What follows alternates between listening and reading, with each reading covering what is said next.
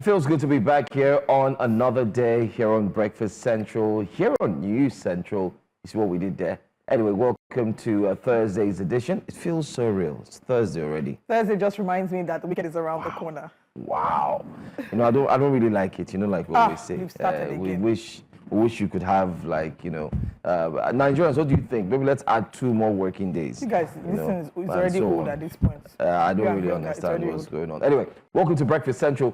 Yes, it's the duo. Unfortunately, Benga is down with a cold. He caught the bug. The bug, yeah. Yes, and it's better that he stays at home so he doesn't spread the bug to the rest of us. Throughout yesterday on the show, it was a struggle for him. He was struggling, you know, mic off, on, and him sneezing back and forth. But then again, we'll miss you, Benga, as usual. We know you're watching now, and but don't worry, we'll hold it down as usual, because the stories that we have today are stories that will get you thinking, and most importantly, we do have very interesting analysts and guests who will be joining us here on Breakfast Central to take a look at some of these very important stories as well. My name is Johansson. And I am Olive Emodi. Stay tuned. We, of course, want to hear your thoughts as well regarding all the stories that we'll be exploring today. We're streaming live on YouTube at News Central TV. And then you can also tweet at us via our individual social media handles. And at some point, as we do every morning, we open the phone lines because your opinion matters as well. And we want to hear your thoughts on the stories covering the front pages of the newspapers this morning. Once again, you're welcome to Breakfast Central. All right. So it's a great time to be, if you could choose to be, apart from Akwa Ibom, if you could choose to be a citizen of any state right now, which state will you choose? That's a tough question. It's tough because I can't really pick one without looking that I'm going to miss something from the other. Should I tell you the juiciest state right now? What's it? The juiciest state right now is Imo State. Imo State? Yes. Governor Uzodinma has apparently increased the minimum wage in the state. And it's all-round celebrations. We've seen how much has been increased to officially. And it's not just the minimum wage. There's a backlog of pension funds that they started payment yesterday. So it's a great time. And when I saw the numbers, quite interesting. Very huge. So apparently, they are increasing. They said, according to the governor, they were receiving allocations between 5 billion naira to 7 billion naira, but now it's increased to 14 billion. So now that they've increased it to 14 billion, there's also an increase in the way that they are investing in Imo people. Yeah. So he said that he's approved a new minimum wage of 104,000 for civil servants in the state. He made this known during a meeting with various labor leaders on Tuesday.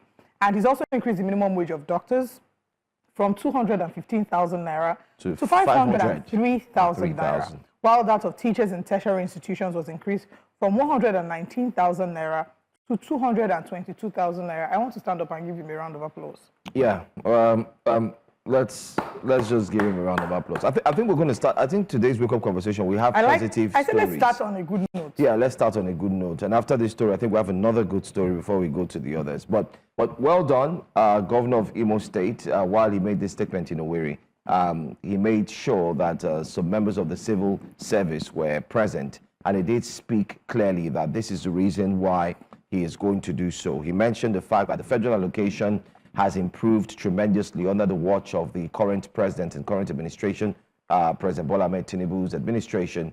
He also made mention that the state's IGR, the internal generated revenue, has indeed done fantastically well. If you recall, sometime in Q3, they had about 5.54 billion naira, which was a far cry from what they had projected. They had projected over 25-point-something billion, but then again, they were able to reach in Q3 5. So the question is, how did they get that? However, Q2, they reached 4-point-something as well. They got that because, I mean, the state has been able to, apart from the fact that there are taxes to be paid, there's also, Imo State has also done well in terms of trade, in terms of the economy for that particular state. Not forgetting, too, that he did mention the federal allocation, which has improved so well. Yes. And I want to say it here. And also their monthly, the federal allocation that comes in from. And so if you mix everything together, from 400 million naira a month to 3 billion naira a month. So the question is, what is Governor Uzodinma doing that other governors can learn from? Because 400 million naira a month to 3 billion naira, 3 billion naira a month is a huge leap. It is. So how did they grow their resources and their finances? Well, another thing I think the governor has also done is that the Imo State has also been opened to a lot of investment, whether we like it or not. And you cannot talk about agriculture without also looking at that particular state, which is Imo State. But then again, I also want to state here categorically that if you're a Nigerian and you haven't wondered why your state governor is not doing much, this is the time to actually call the subnationals, which are the state governments and the local government chairman, because it's obvious that what has been said from time past, especially the few months or years, is actually coming to fruition, where they've said that they've received more allocations from the federal government. And I like the fact that governor of Imo State and also governor of Edo State as well, it's another governor that we might also want to spend some time to take a look into. I'm talking about Senator Monday Pueblo, the governor of Edo State. He's also carrying out a lot of works. The very popular what's that word again? Let me just make sure I put it in good context. The very popular destroyed and ugly roads that you have in Benin. You do have the governor who has visited these roads from last week, and he says, listen, these roads have been dealt badly, either by contractors in the past and so on, so he's going to fix them. And he said the reason he's going to fix them is because he's receiving more money from the federal allocation. So I'm wondering if all governors are really saying that we know, we've seen the figures, they're really high, they've tripled. Then what's happening to other governors? Why are they keeping quiet? Yeah, I mean, what's happening to other governors is a very, very valid question. I think that Nigerians need to know that it's also their responsibility to hold their lawmakers to account, because the lawmakers will then hold the executive governors to account, to ask what exactly are these monies. I did see a member of the House of Assembly in Oyo State putting out a disclaimer on X. I saw the tweet yesterday where he was stating that everybody should know that he's not in support of the money that the State House of, I think 300, is it million or billion, that the state government requested for as a loan. I will look for that tweet before we finish. Yeah. And he said, I think I saved it. Yes, Honorable Shitu Ibrahim. He said, I want it to be on record that I, Honorable Shitu Ibrahim, representing Shaki West State Constituency in Oyo State House of Assembly, is not among other lawmakers who approved a loan of 300 billion naira on 19th August 2025 and perfected it on the 26th of August 2025 in an emergency. In an emergency sitting during our 6-week recess. It goes ahead to say the House is currently on a 6-week recess from July 31st to September 16th, 2025. But an emergency plenary session was arranged to approve such a loan without communicating it to all members. Loan at this time when all states have more than enough. Oyo State now receives about a 500% increase in FAC. Why take this loan? Why is the loan an emergency? And why was the city not communicated to the honorable members? So that's another story that I saw, and I was just like, doesn't quite sit right. I'm hoping that there's an explanation to that. Governor Seyi Makinde has been put in the spotlight. Of course, X has gone crazy with the tweet, with a number of people speculating that it might be Seyi Makinde's presidential ambition that this will fund. The conspiracies have started to fly up and down. But I don't want to distract from the conversation, being that kudos to Imo State government, Governor Uzodinma, for getting more money and increasing their minimum wages. Beyond that, he's also said that he's keyed into the federal government project of establishing 1,000 businesses in every local government constituency, every INEC ward within Imo State. And I think that that's brilliant. When we see governors who are working, it's important to appreciate them. Sometimes we hear people who say, oh, don't appreciate the governors, they're doing their job anyway. But there are those who are there that know they're meant to do their job, that are not doing their job, and we call them out. So we must be as gracious with compliments as we are firm with criticism. So well done, and a huge applause to Governor Uzodinma. I think you use the right word, appreciate them. Not so there's a difference in this scenario where you say you appreciate someone for doing what they said they would do, especially when they live in an era or a time where people would say they will do this and they don't do it. Although I was still waiting for him to send the 2,000 plus students abroad. Because he had said he would do it too. So maybe he will still partner with Canadian High Commission or the embassy and then send those 2,000 students out to the UK and Canada. Governor Uzo, we don't know if you still do it, but we're waiting. But let's also hope, promising and making this... Because that's his name, Hope. Yeah. this strong declaration is one thing, but acting out on your promises is another thing. Yeah. So I've applauded him for making these promises, but in the next month or two, we're hoping to start to see implementation. Yes. And the citizens of Imo State is why we're grateful that we have a platform that allows us to be able to share our thoughts. If you are a citizen in Imo State, at some point when we open the phone lines, please call us and tell us your thoughts about this. And then you can also go on YouTube and drop your comments in the live stream. But then again, it's one thing to make a promise, it's another thing to actually action on this promise. Let's see if Nigerians... I thought you were about to say, let's see the edit. No. Let's see if Nigerians believe that Governor Uzodinma will make do with this promise. They're reacting to this on X. Let's take a few tweets. But the question still remains, what is the rationale behind the wage increment devoid of peaceful and conducive environment to enjoy the money? Though you tried, but I think the most important thing Imolites need from you now is total sanity in Imo State. You do, you are damned. You don't, you are damned. I don't understand. Well, let's take another tweet. He could have stolen the money too, like some of his colleagues who loot everything lootable. We just highlighted something closer to that. But he decided to give little back to the Imo workers who deserve the wages of their labor. He also decided to not steal the sweats of retirees. He decided to put smiles on the faces of the elderly men and women who devoted the best of their youth and adult lives serving Imo. Not that he is doing too much. Not that he is dashing them free money. The reason to commend Governor Uzodinma is because he could have decided not to pay anything at all. He could have looted everything and absolutely nothing would have happened because this is Nigeria and worst things happen. That statement really breaks my heart. That hurts. That really hurts. But Uzodinma chose to do a little good to his people. Well done, Governor. God bless you for this one you did, and you are encouraged to do more. And I think that statement breaks my heart because that's the mindset of every Nigerian or most Nigerians that say, at least he did though. The truth is he could have stolen. Yeah. How we have normalized corruption and theft by public office holders in such a way that when they don't steal, we applaud them and say, at least you didn't steal. Oh, thank God you didn't steal. Or if they stole, we say, at least he stole small. It's just sad. And then we have the comments which we discussed yesterday where the president said corruption is no more. But then again, can the minimum wage be raised just by proclamation? Is it backed by the law? Well, he won't be the first person to raise minimum wage. We saw that happen in Edo State as well. Even Lagos State. Lagos State said that they increased it I don't think that is enough. From 70 to 110. Lagos State as well.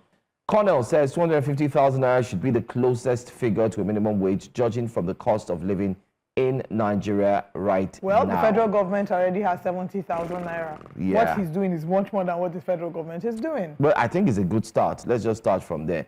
Alagbara says when he has been unable to pay the civil servants and teachers the 30K minimum wage complete. Well, this is another conversation you'll find on X and every social media space where some Nigerians have said that the former minimum wage, which was 30,000 naira, the Imolites were not receiving it, especially the civil servants. It was neither here nor there. We cannot verify or confirm that statement in totality. But what we do know is that the governor has come out in a video and in the declaration to make it clear that it's going to review the salaries upward, and we've mentioned that to you. Now we hope it will not be in a popular statement of a popular social media comedian where we would hear the words, "Let me see the edit." Or let's see the edit. Where, just to again say that it's one thing to make promises, and we're not trying to be party poopers that see what seems to be good news and doesn't celebrate it. However, it's one thing for promises to be made, it's another thing for this promise to be kept, especially because there have been promises made by Governor Uzodinma that have not been kept during the times of the campaign. So Nigerians, there's a breach of trust. Nigerians do not seem to trust the political elite such that when they make strong proclamations that seem in favor of the people, they take it with a pinch of salt. It's just like when your parents say to you, oh, we are going out, go get your shoes. You are half expecting that in some cases, you know, for those of us who grew up in a time, you're half expecting that by the time you come back with your shoes, they are out because maybe it's happened 1 or 2 times. So there's that breach of trust. The citizens don't trust the government. So Governor Uzodinma, it's one thing for you to make a proclamation like this, to make this statement that could, you know, warm up the hearts of people. But the thing is, will you actually keep to your word? Will the minimum wage actually be increased? And will you make do on all the promises that you have made to your people? the whole of the country is watching. Imo State is watching. We're watching. And talking about watching, if you could see my mobile device right here, that's it. We're also streaming live on YouTube. So go there. Oh, do we have watch right about now. this? Yeah. I mean, okay. Go right there, watch now, and drop a comment. I'm going to read the first comment there. Right. Ugo C. I don't know if it's Ugo C. Ugo. I remember that. Anyway, for those who schooled in the early years, it says, you see why people don't view this YouTube channel? Really? Because why? You know you're watching it. That's why you're commenting, right? Imo State related news yesterday of new minimum to 104,000 and that of doctors to 533,000, teachers to 210 or so. Nah, not really. We shared the figures. We'll share it again so you get it. He said propaganda. He will never implement. You see, I think this was what I was just saying. Ugo, we understand you have trust deficits. We know. And I mean, I don't blame anybody who doesn't trust them, because this is not the first time government makes promises that they're not able to make, fulfill. So it's not the first time. Again, like I said, Imo State is watching and the whole of Nigeria is watching. Governor Uzodinma. Do we have other tweets? We have another one. Okay. Our regular, of course, Mukwanye Chukwemeka says, good morning, Olive and Joe. Good morning, Thanks. Chukwemeka. Thank you so much for always keeping tabs. He says it's not about increasing the salaries. It's if they will implement it as soon as possible. If they exactly do, then he has done well. So implementation is very key. Very key. But let's move on to our next story. We do have a lot to cover. I did see this video or this footage some time back. It had to do with a lady whom we're told a guy sent her XYZ amount of money to come over to his place so they could, just get to know each other better. And she did not go. And of course, she was sued and taken to court. And she was asked to pay back the sum of 450,000 naira for certain reasons. She was charged for certain reasons. First of all, for indeed receiving the money, not going, and so on. But let's watch this clip first, and then we'll get to see her reaction as well, which she has equally put out, narrating the entire ordeal that took place. Now Jennifer Gapu, Emmanuel 450,000. Go will chill now. In the name, no matter no. Because of Rika, he will say, I will not pray. Emmanuel Jennifer Gaga Mpola Are Isa. Also, I can pray. Emmanuel sent me money for transportation that he wanted to see me. But Emmanuel is a friend that I met online. I don't really know him. I've never met him in person. So before Emmanuel sent that money to me for transportation, I told him that he should come over to my city. He said no, that he cannot go to visit a woman, blah, blah, blah, blah, blah, that he wants me to come. So he kept telling me that he wants me to come, I told him, me too, I cannot go and visit a man that I don't really know. I've never met before, right? So, I don't know, out of the blue, he just, some of you men, let me just keep that part. Out of the blue, this guy just sent me 50,000 naira. Now, he sent me that 50,000 naira with a text message saying that this is your transportation. I want to see you tomorrow. Like, you are doing alpha mail for me with 50,000 naira. Where would 50,000 naira take me to? Mind you, this guy stays in Abuja and me, I stay in Asaba. So, you guys, please, I want to know if this whole thing does not make any sense to me.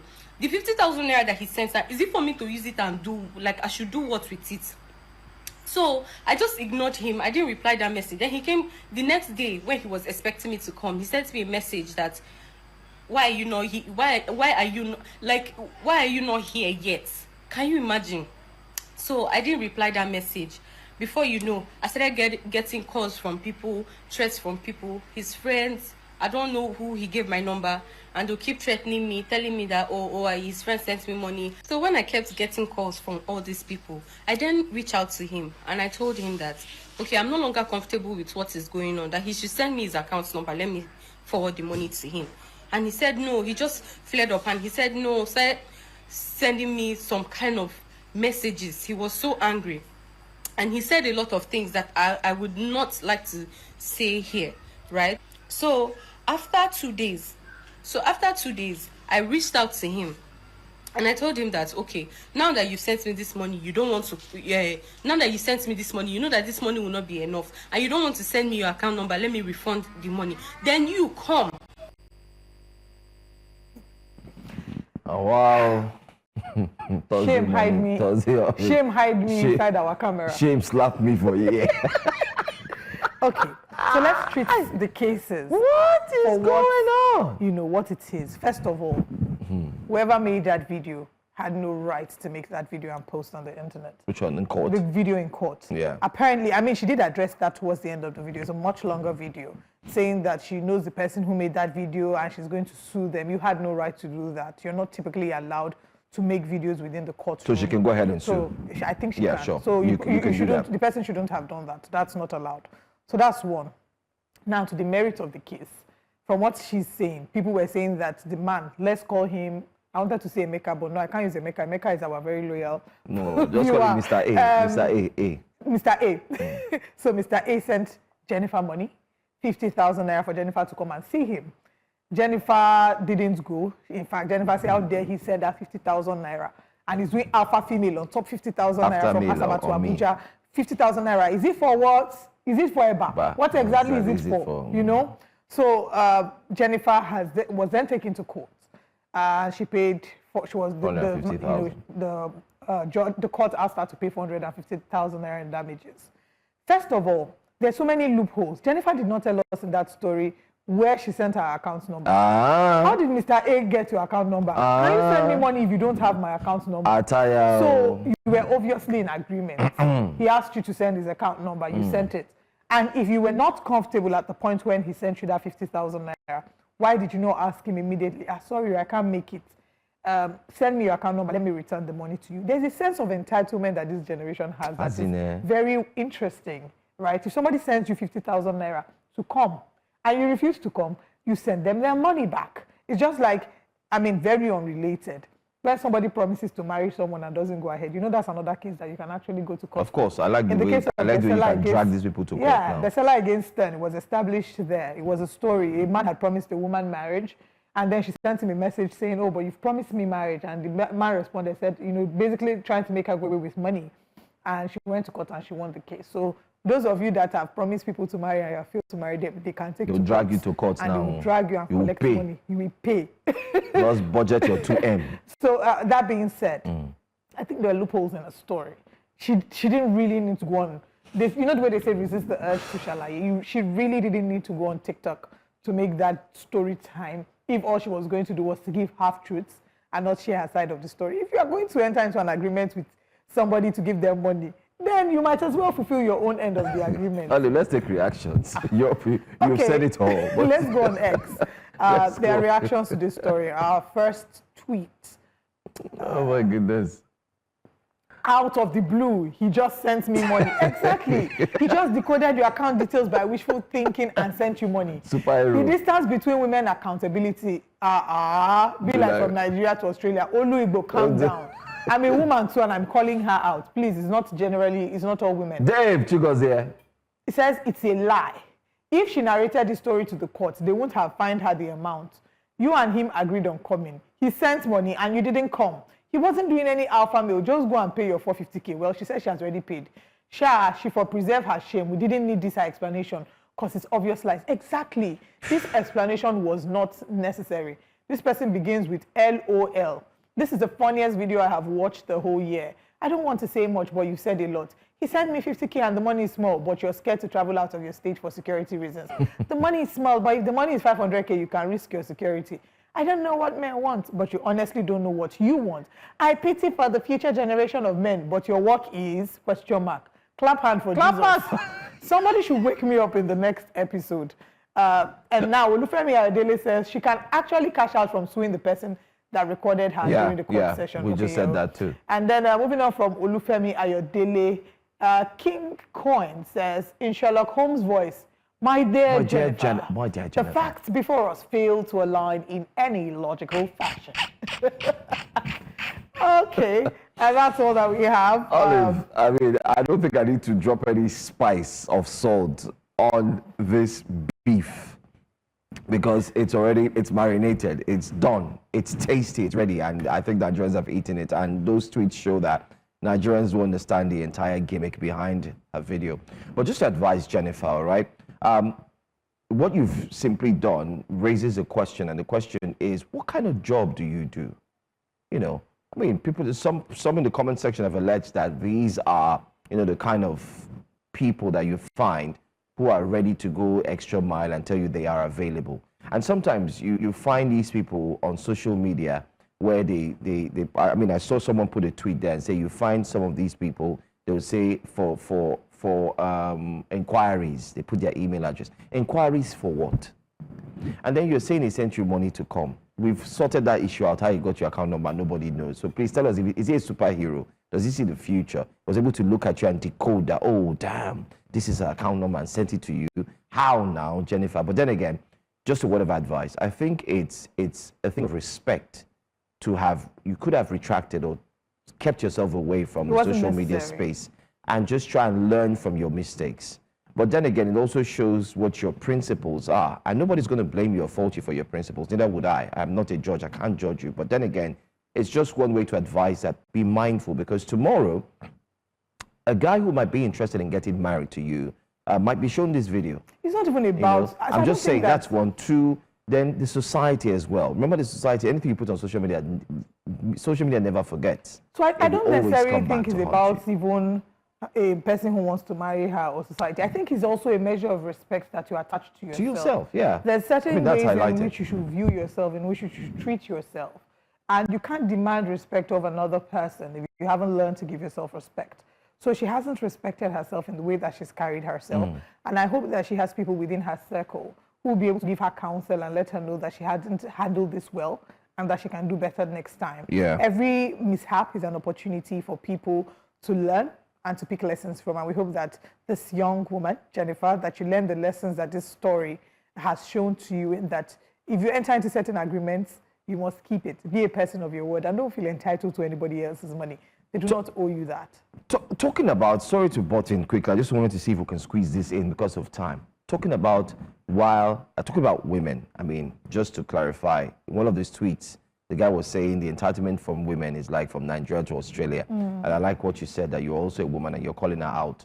While Jennifer was, in a way, many have said, shaming, you know, herself and not having respect, there was another woman who was showing that, listen, you could be whatever gender or a woman and you can have respect, and she's been honored. We're talking about the Borno State lady who received 4.8 million naira in her account in this economy, but decided to return it.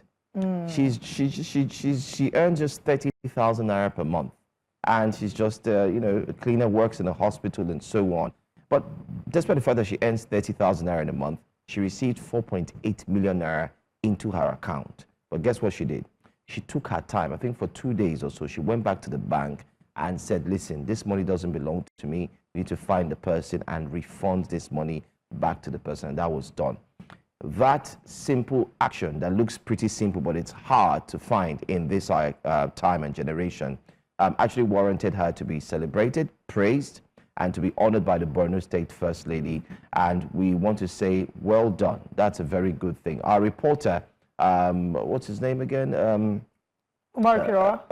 Kirawa, yeah. You know, actually covered this entire story in a package and a report, and it was very good to watch and to see. So while Jennifer was doing something else, somebody else was proving that, listen, you can be morally sound. So I think, again, what that reflects also to us as people is the power of being a person of integrity. Being a person of integrity is, you know, saying you will do something and doing it, ensuring that who you are in private matches who you are in public, and even when things are not convenient, being able to do the right thing. Because 4.8 million naira, in some cases, some people will get that money and they will never come again. They will never come to work. They will disappear, right? So she getting that money and then rightfully doing the right thing, because that is the right thing. If money that is not yours gets into your account, it is not for you to spend.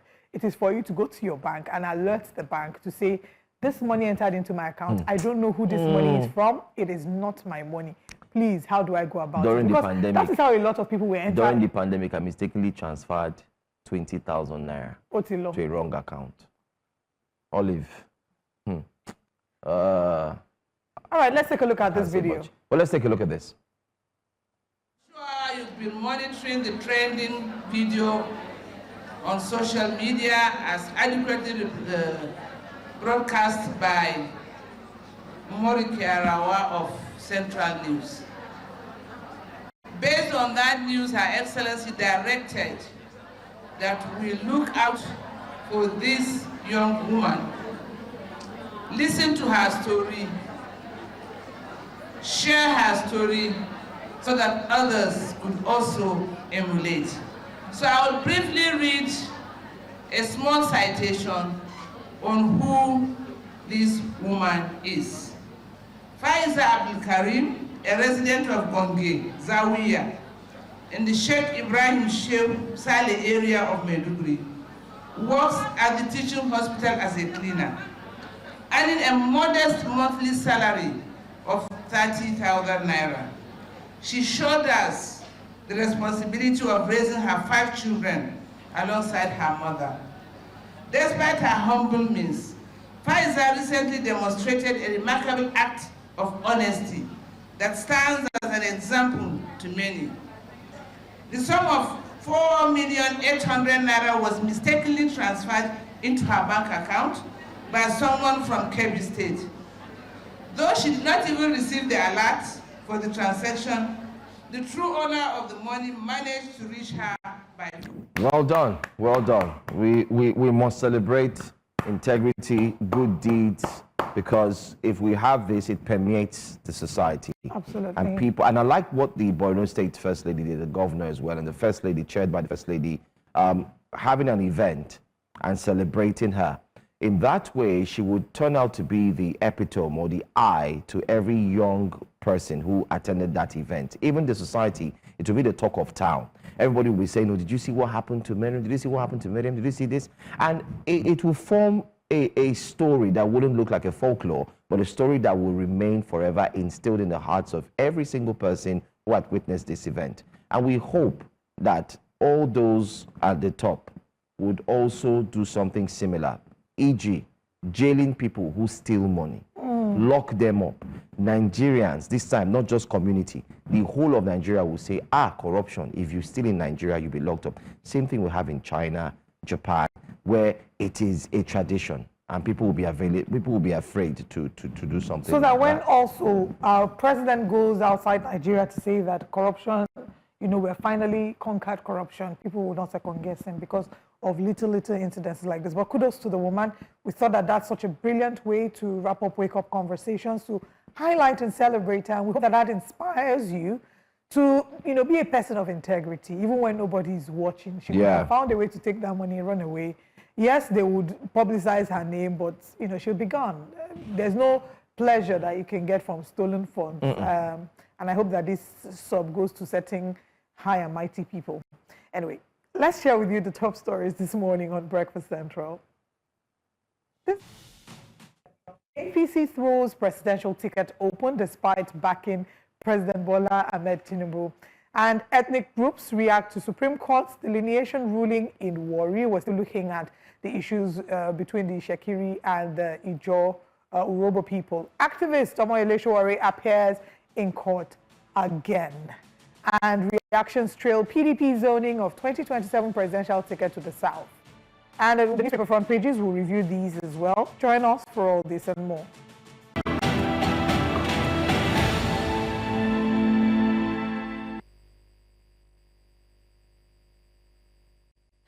Nigeria's ruling All Progressives Congress, APC, has dismissed speculations that it will print one presidential nomination form solely for the incumbent, President Bola Tinubu, and exclude other party chieftains from the contest for its ticket in the lead-up to 2027 presidential election. National Organizing Secretary of the party, Alhaji Suleiman Argungu, disclosed this at a news conference on Wednesday in Abuja. While confirming that both the National Working Committee, NWC, and various state chapters had adopted Tinubu as the preferred candidate, the organizing secretary insisted the process remains open. Well, according to him, anybody who wants to aspire for the presidency under the APC will not be denied the opportunity to purchase the expression of interest in nomination forms to exercise their franchise. So, while President Tinubu has the party's blessing, the door isn't locked. That's a sharp contrast to what the PDP did in 2014, printing just one form for Goodluck Jonathan. Anyway, joining us to unpack all of this and what it means for the party is a member of the All Progressives Congress, APC, Dr. Odiakpo Obire. Thank you so much for joining us, Dr. Obire. Thank you for having me. Well, as the saying goes, what's good for the goose is good for the, we already know. But then again, in this particular case, the APC, which many thought would have its full backing on the current and President Bola Ahmed Tinubu, seems to be veering off. Or would you say that it's just a statement made out of just wanting to speak to the press, and he didn't really mean it when he said that the ticket is still opened? Well, one thing you must know is that we are in a democratic setting, and it's not about being autocratic in handling issues of politics. President Bola Asiwaju is Bola Tinubu is a democratic person. He's a Democrat. He's a progressive, and he doesn't believe in that system where people will be locked out to show interest to serve their country. So if APC is throwing the tickets, is throwing the nomination open for anybody that is interested to run for presidency, I think the more the merrier. So I don't think there's an issue about this.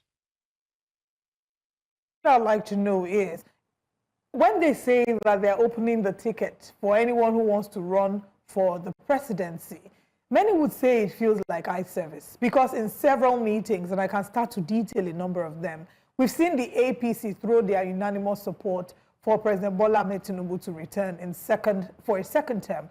And here in Nigeria, as is the practice, there's the power of incumbency. Everyone knows that it's very difficult to defeat an incumbent president or governor, as the case may be. Yes, there have been exceptions, but there's an influence that a governor or a sitting president wields, which President Bola Ahmed Tinubu wields. So when the APC now comes to tell us that they are opening the ticket to anyone who wants to run, many would say this is just paying lip service, as they've in past times endorsed President Bola Ahmed Tinubu.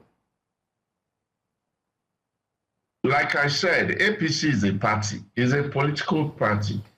And every political party is a vehicle that politicians uses to get to their political destination.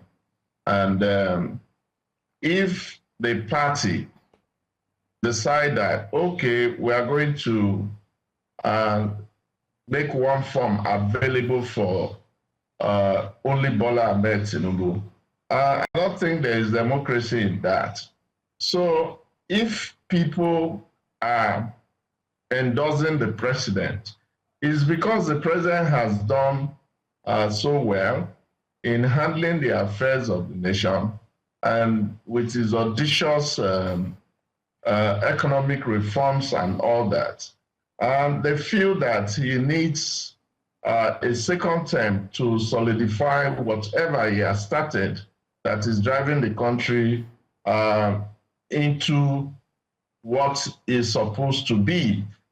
So if people are endorsing him to run for presidency again, it doesn't mean that the party will also lock door against those that feel like running for the presidency. So it's a political setting, like I said. So there's nothing wrong if a political party says our ticket our door is open to anyone who wants to vie for any position, including the office of the president. So it's okay. It's in line with democracy. Can I just run through a few examples of the question I asked earlier. On May 18, 2025, at a stakeholders meeting in Kaduna, the APC Northwest Zone unanimously endorsed President Tinubu for his second term.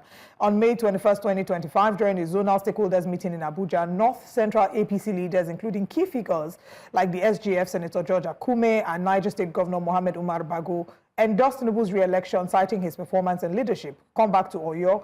April 29, 2025, the Oyo State APC executive resolved to support Tinubu's second term, crediting his renewed hope agenda. I can go on and on to show you in different parts of the country where different caucuses of the APC have thrown their support. Do you genuinely believe that any person within the party can counter this, knowing that the party in different caucuses have openly thrown their support behind the president? Or is this an opportunity to just say, you know, the party is trying to make more money, like a number of people have said, that's just a money-making venture? Well, it depends on the perspective you are looking at it from. Political parties makes money from selling of expression of interest and nomination forms so they can have money to run the affairs of the party. So APC is not an exception. Whether APC, because APC is in government, it doesn't mean that every form that will be sold has to be one form or assigned to a particular person to carry on with the election without being challenged. But the truth about it is very simple. Even myself, I endorse him. So it doesn't mean that when you endorse a politician, then automatically he has gotten the ticket to run for the election. It doesn't work that way. There's going to be a primary election. Asuwaju is not somebody that is afraid of elections.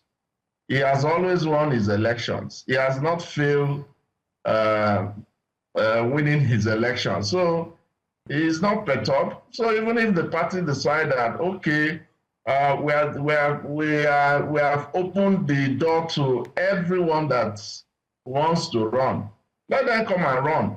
There's nothing wrong with that. So I don't really see endorsements going up and down as a already done deal by giving the ticket to the aspirants. So it's an open door policy. It's something that there's nothing strange about this.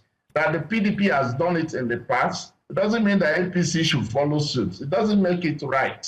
We are talking about democracy. Democracy is allowing the people to express their interests, throw their hats on the ring, and whatever comes out of the of that venture, they still take it. Those who doesn't want to take it goes to court. This is what democracy is about. So if you print one form and sell one form, then where is the democracy in it? So there's nothing wrong. All right. If anybody wants to, even those that are collating today, they want to join APC now that our door is open, they can come and run. There's nothing wrong. I know you recall what happened in 2022. I'm sure possibly you were there as well.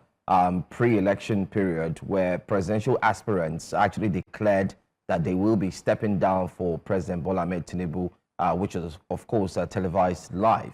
Many of them did come on stage and say that they will be stepping down. They will be stepping down. And we do recall that the forms were very expensive. Are we about to see a same scenario play out where, of course, you have many people who purchase the forms and then at the end of the day, people will step down as compared to just giving the ticket to the president so that Nigerians and, of course, APC members can understand that this is who the APC is going for? In other words, does it need any theatrics or all of these? Let me be very clear about this. What is just analyzed is part of the democratic process. If I decide to run for an election and I picked up the form, I submitted my form, and I go for the primary elections, it is left for me to decide whether I will step down or I will go ahead with my contest. So individuals stepping down for the president at the last convention simply means that they have confidence in him to go and do the job for Nigerians. So there's nothing, it's part of the process. Nobody is being coerced. Nobody is being pressured. It's a personal decision. So if that happens again in 2027, there's nothing wrong in it. There's nothing wrong about that. But 2027 is still 2 years ahead. I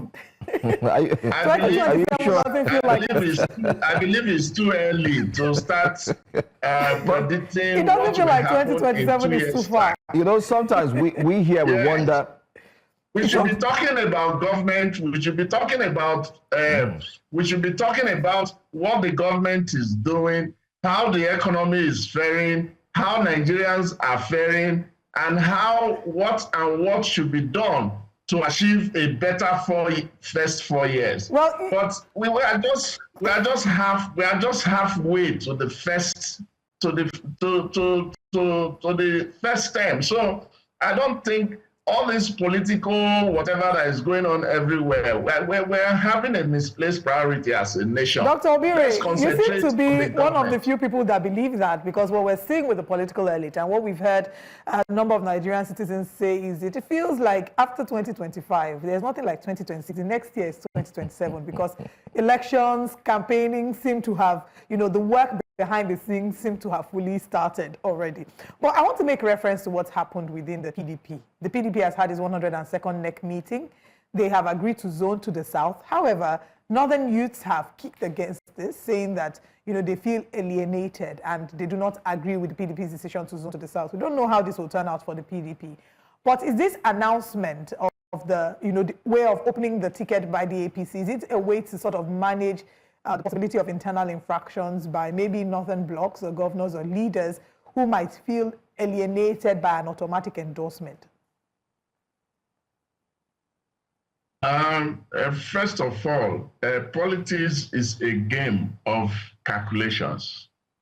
And PDP, they have looked at the table and decided that let them zone their party tickets to the south, thinking or hopefully that it might work for them. But another thing is,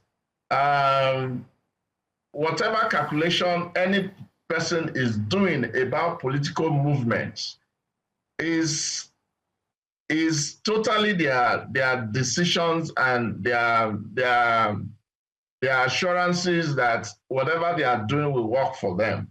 But as for APC, throwing the party nomination open for everyone, I don't think it is to please a certain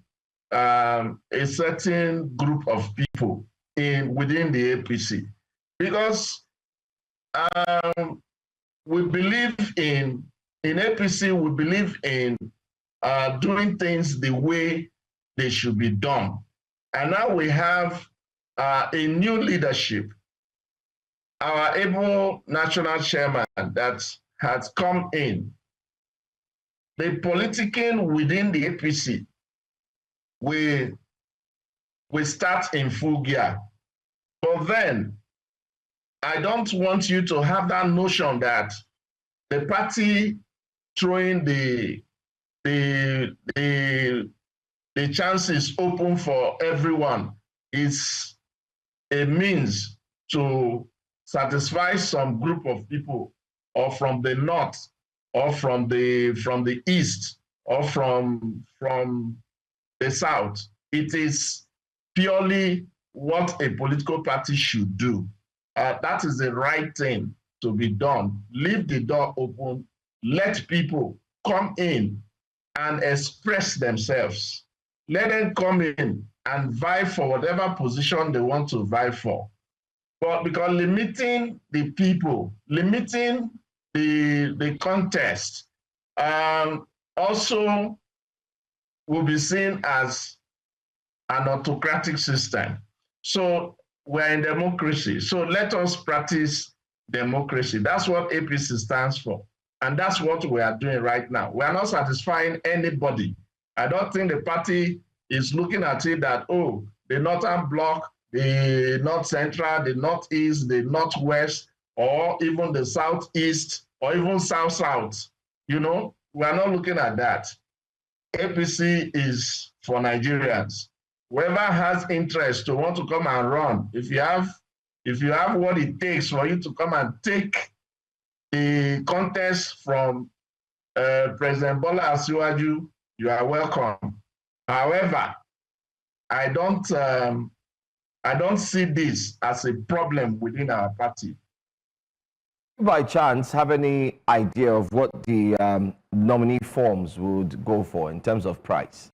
Because I think someone might be interested who's watching now, maybe from your party. And are you also interested in running for presidency? Maybe you want to purchase the form as well. I'm not interested in running for presidency. I have a president who is doing a great job and should be given the opportunity to come back and finish what he has started. Then secondly, the form, the cost of the form will be determined by the party.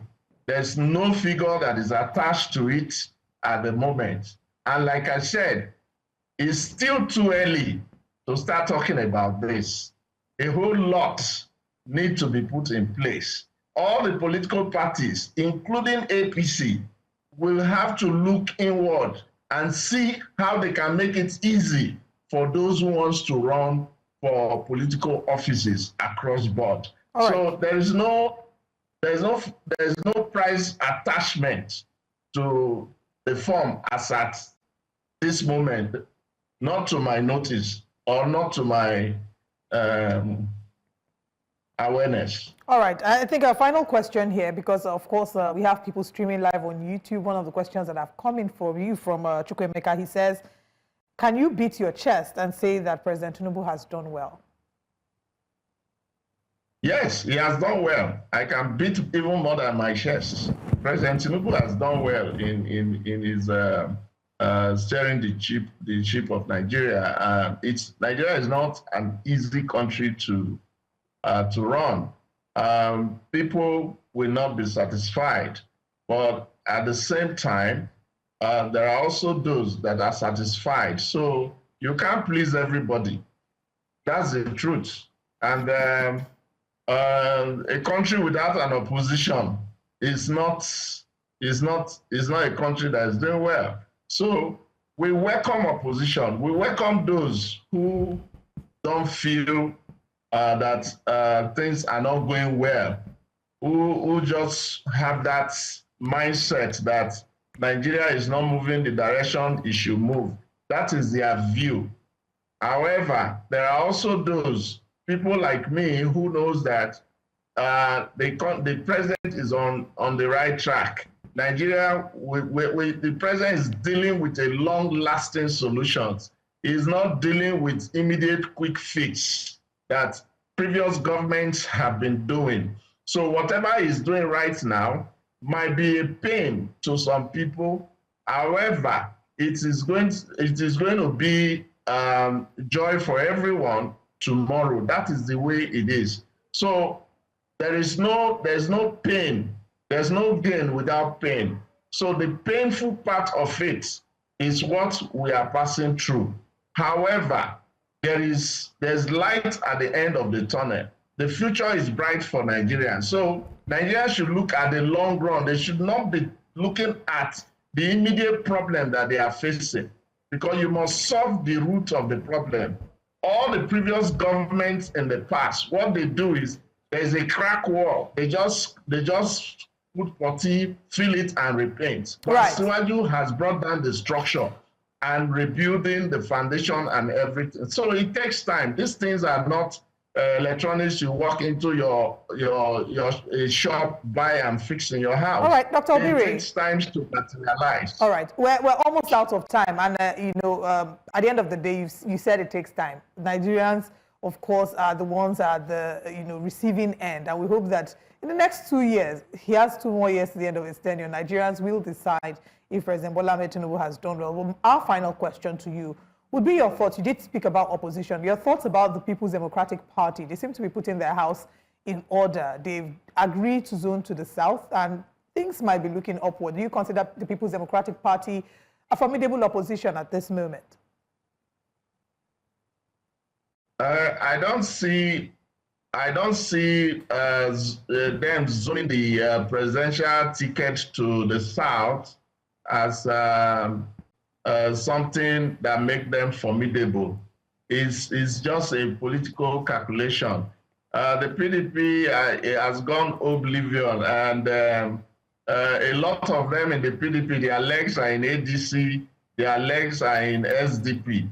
In fact, the PDP is a carcass. It's just standing. It's a structure that is just standing. There's nothing there. The foundation is cracked and nothing to build on. So they are just struggling to, what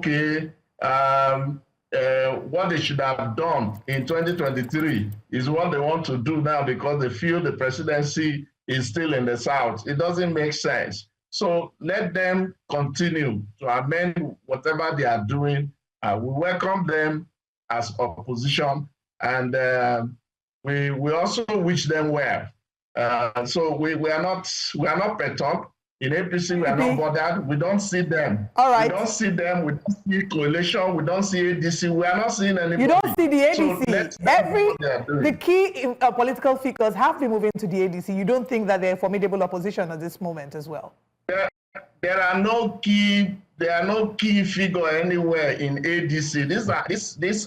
These are just people who are hungry to hijack power and start squandering Nigerian resources. Where were they in the past 20-something years? A lot of them were part of the government that put Nigeria where it is today. What else do they have to come and do in that offices that they've been? Some of them have been governors, some have been ministers, some have been other political office holders and all that. What did they do with the years that they were there? They destroyed the country.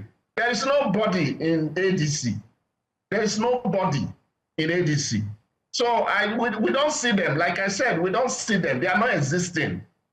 They are not existing because they have nothing to come and tell Nigerians. They were there. If they were new set of people, if ADC today, the people you are talking about, if they were a new set of people that have never been in government, then we'll look at them well. But these are people, some of them just left government 2 years ago, and they are crying that they are hungry. It doesn't make sense.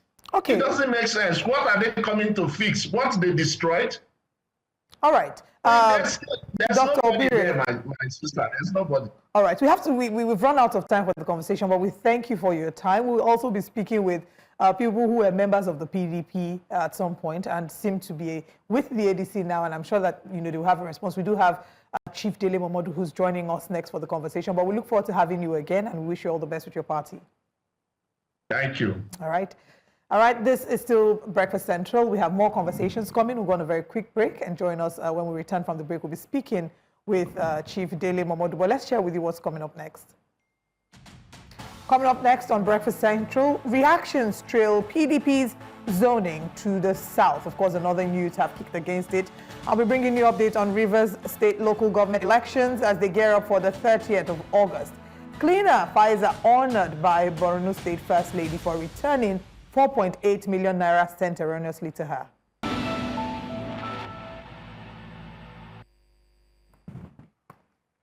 You're welcome back.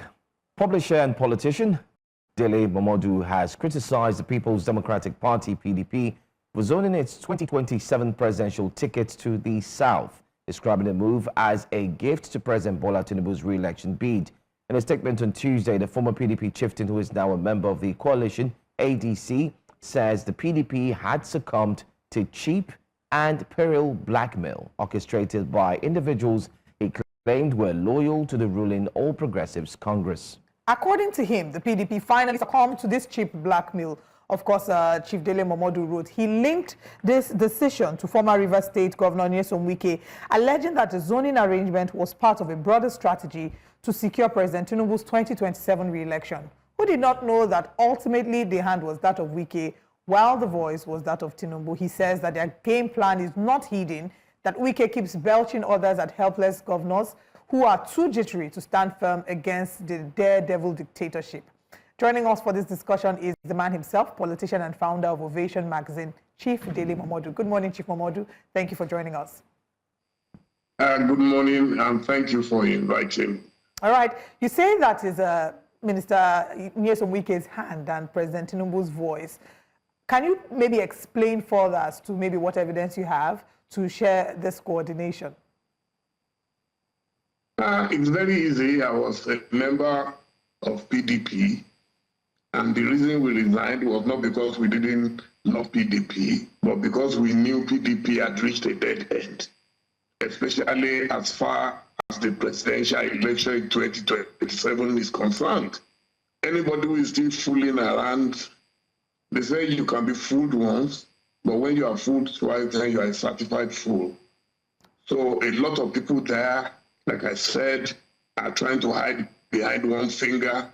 They are jittery, the governors are afraid, they are being coerced, they are being threatened, and so afraid. And everybody wants to protect his own territory. So what's going to happen to PDP is that, yes, they will use the platform for governorship, for senatorial, for National Assembly and other assemblies, and that's it. But presidency, you watch out, you will see that eventually they will all endorse. Chief Momodu, are you with us? Yes, I'm with you. Okay. I said eventually. Yes, I don't know if you heard my. Yeah, go. My We didn't get the end. We didn't get the end. Yeah. You faded out for a bit. You said eventually. Okay, the end is that the PDP would only exist as a platform for gubernatorial, National Assembly, State Assembly elections. They cannot compete. They know once you've zoned it to the south, there is no competition because President Tinubu has already locked down the south by taking out Delta, taking out Akwa Ibom, taking out disorganizing River State. Fubara is neither here nor there. Even if he comes back tomorrow, he will have to toe the lines. They set the traps for them. The other states are also being worked at so that they can grab them. If they have a choice, Tinubu will not have any candidate contesting against him. And once you limit and restrict the presidential election to the south, nobody, and there is nobody, no formidable actor from the north. It's as good as giving it to Asiwaju on a platter. Okay, I think a follow-up question again, seeing as you were once with the People's Democratic Party, and if you can give us insight into what may be going on there. The seeming dispute or alleged discord that exists between the FCT minister and the governor of Oyo State. And we had a guest on the show, Theophilus Akatugba, who is of the position that it's all an act and that at the end of the day, because these two men were members of the G5 and all of a sudden from allies to people who don't seem to see eye to eye in the public. So how would you explain what's going on between Minister Nyesom Wike and Governor Seyi Makinde? Do you believe that there's an actual discord between the both of them, or do you think that all this is also an act and, you know, we'll find out at the polls? Yeah, politicians play games all the time, so I won't be surprised if they are playing games. But let's even take it on the face value that, okay, Katakata has burst between Nyesom Wike and Seyi Makinde. That's okay, but that's not my worry. But the game is that those who are in PDP have this mortal fear of Nyesom Wike. They are so afraid of him. He's locked down the party, locked down the organs of the party. He has his guys there. And so the current national chairman, Damagun, the secretary, my good friend and brother, you know, Sam Anyanwu and all of them, they are his guys. So There is no way Wike will be alive and PDP will bring in a formidable candidate against Tinubu. It will never happen. So those who are fooling themselves, let them continue to fool themselves. The governors know what they are doing. Those who want a second term, they have to be careful not to be seen to be opposed to Asiwaju. This is state capture. I don't know why people are so afraid to call a spade a spade. Once upon a time, if I brought out a book, that I've been reading the essays of Professor Warri Federal. You can see how voluminous this book. I have a few of them that I'm reading, and I'm like, when did Nigeria degenerate to a level where people are afraid to speak truth to power?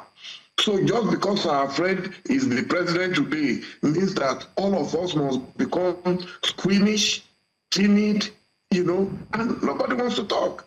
I watched the last guest, with all due respect to him, that you interviewed just now.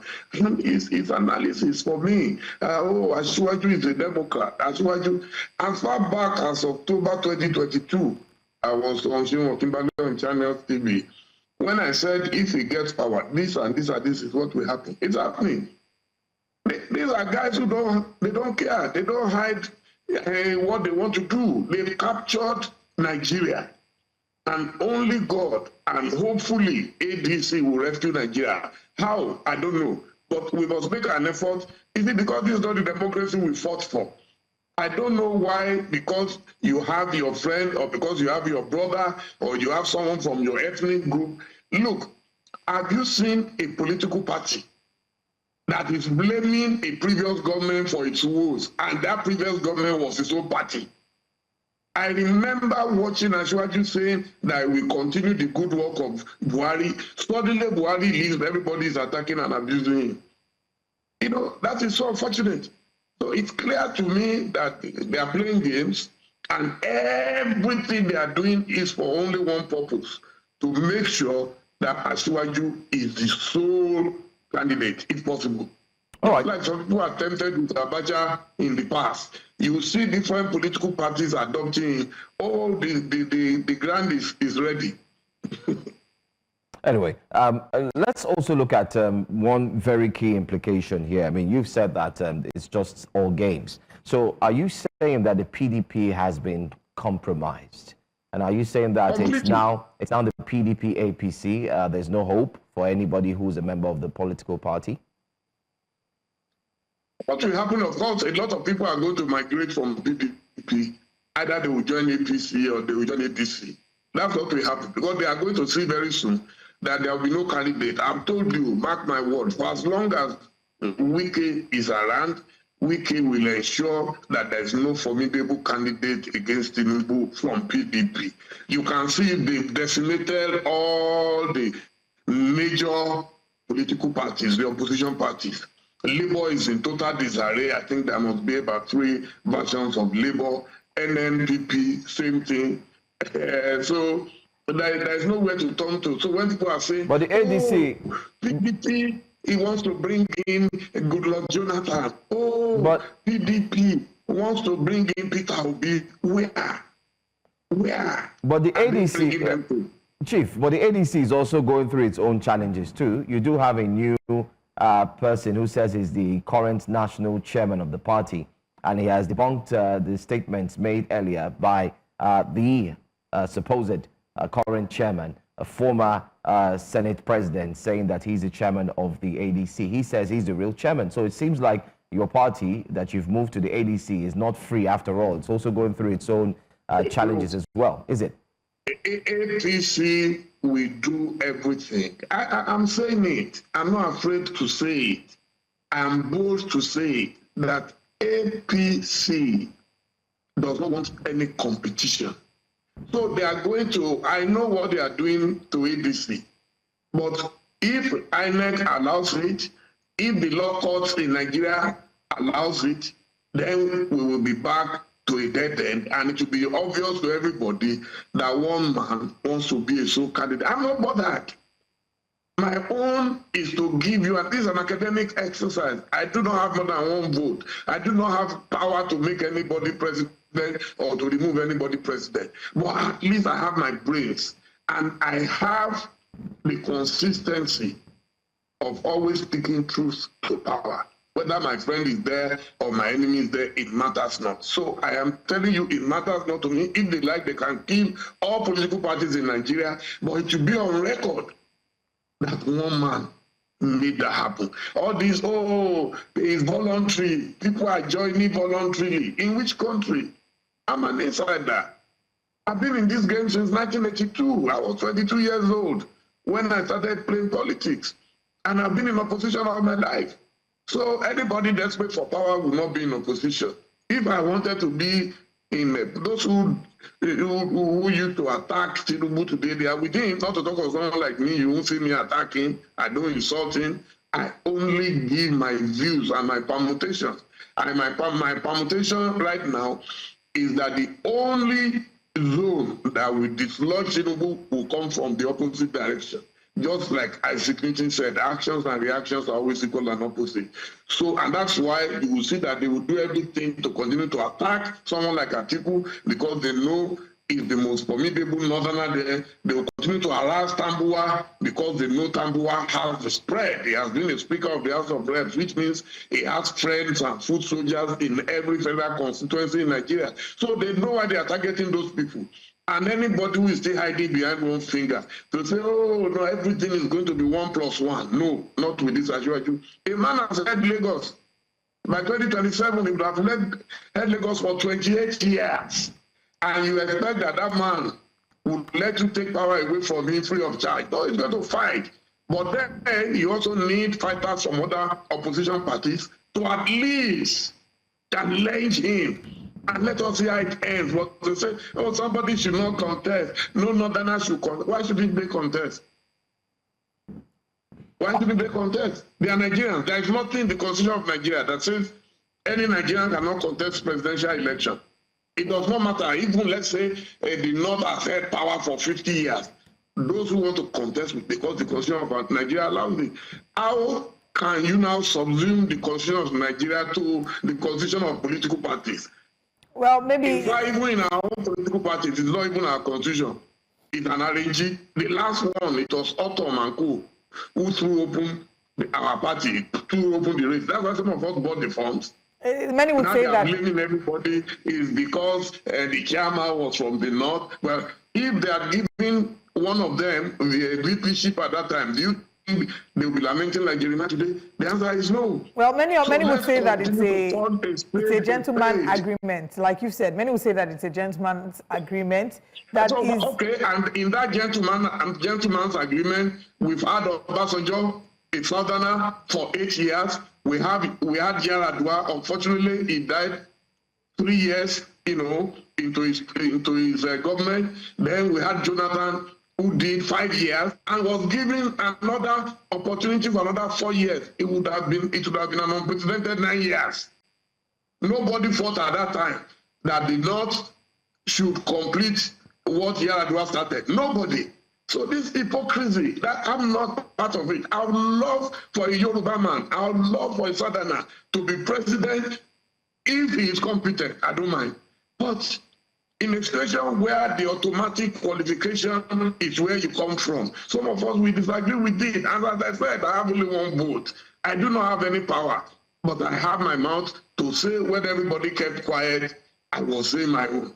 They can abuse us, they can do whatever they like, but I will continue to, I've always said my own. There has never been a time that I did not talk when I saw that things were going on. This position that you're holding is the same position that the Northern youths have held. The Northern youths in the PDP, because they've kicked against the zoning agreement, saying that they feel that the North has been sidelined. But I want us to, face another angle. 2 days ago, we had the pleasure of interviewing Dr. Adetokunbo Pierce, who is a leading voice in the PDP. And there were a number of things that he said that I would like to bring to you. He talked about the structure of the ADC. He said ADC doesn't have structures around the country. And regardless of how much the ADC has in terms of financial support, that it will take at least 10 years for the ADC to be able to build up enough structure to counter, to be able to be regarded as a formidable opposition at the 2027 elections. How do you respond to that? Life is not always 1 + 1. Why would anybody discourage those who aspire? When I contested the election in 2011, I was under no illusion that I would be able to raise the funds. Well, I tried. In 2014, I had friends in the ruling party, PDP at that time, who swore by God and by Jove that nobody can defeat Jonathan. You do not know the extent. The reason they are speaking like this is because they don't know about the suffering of Nigerians. Nobody is even talking about the suffering. It's all about power grab. It's so shameful that nobody cares about the ordinary man. They believe the ordinary man is so powerless, is rudderless, is defenseless, is heartless, is hopeless, and so we will always grab power. Look, unless you are not a student of history, when the time comes and the people rise up, they will chase away their oppressors. And that is what we're trying to prevent. That is what we're trying to prevent. By saying, look, stop taking people for granted. The Yorubas have, they say, the day you count the slave and you call a slave, that's the day he will kick and tell you that it's not a slave. What they are doing right now is all about magic qualification. And I see elders saying, just let him finish his 8 years. 8 years in the life of a nation is big.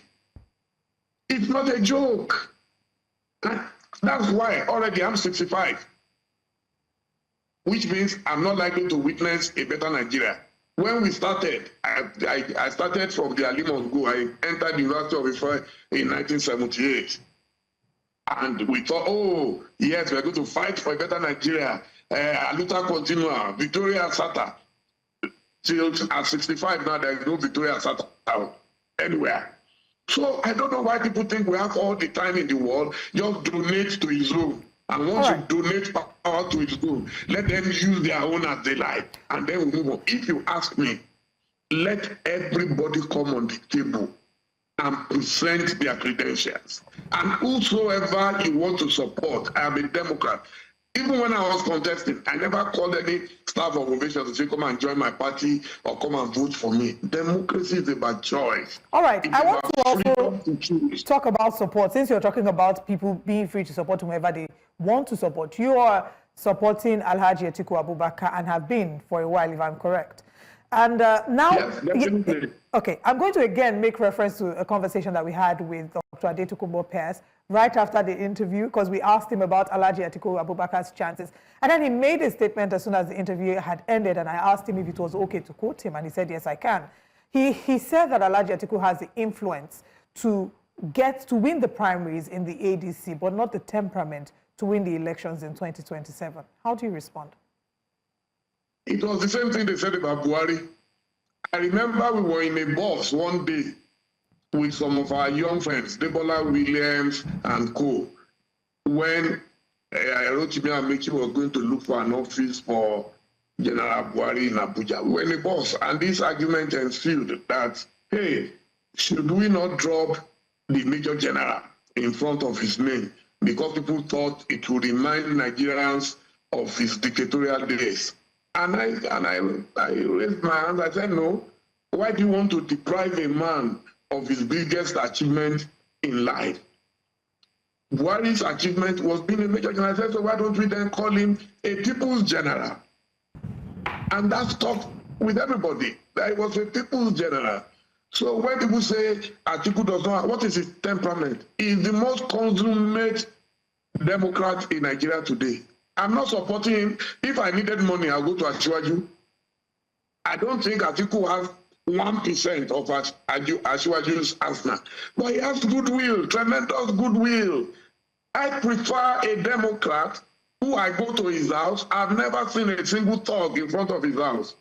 I like a man that I worked for that, look, he must have maybe some children, maybe about 30 or more, I don't know.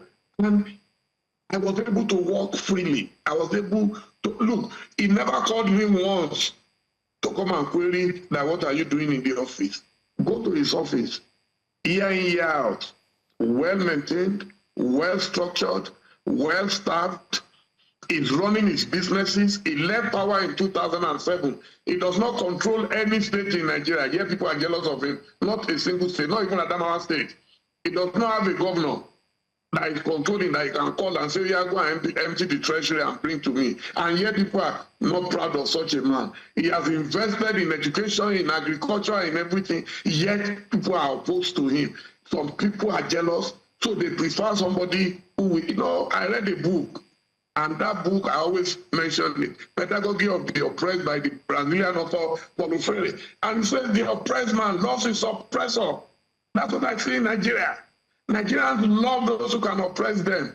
They don't mind somebody treating them like slaves. Yeah, then they will say it's a strategy. Look, admiration for Atiku remains intact, and it is because I've seen those democratic credentials in him.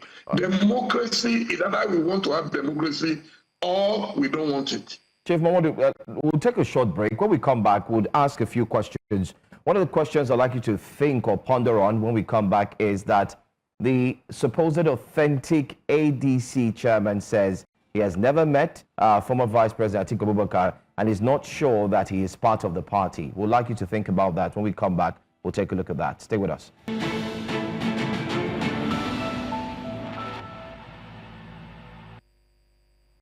Welcome back. This is Breakfast Central, just in case you're tuning in now. Well, you've missed a little bit, but we have more to cover. Joining us and still here with us is Chief Dele Momodu, who's a politician as well. And don't forget, a former PDP member who has now moved to the ADC. Our question currently will focus on the ADC. Now, you do have someone who's come out to say he's the authentic chairman. I'm talking about Nafiu Bala. And in his remarks recently, he said he has never met with former Vice President Alhaji Atiku Abubakar. Neither has he met with some members of the ADC who happen to be, of course, colleagues of yours. And I think he has said he's never also met with you before.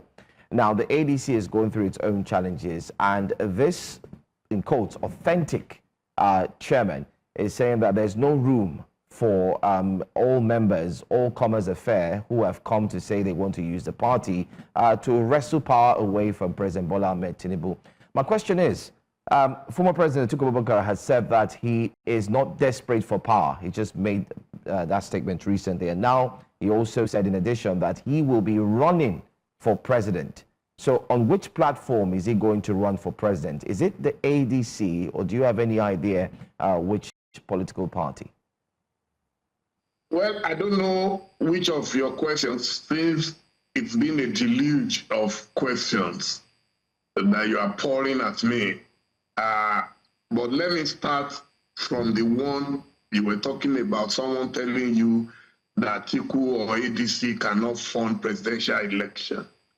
It is very funny that old people can forget so soon that OBJ came from prison to become president.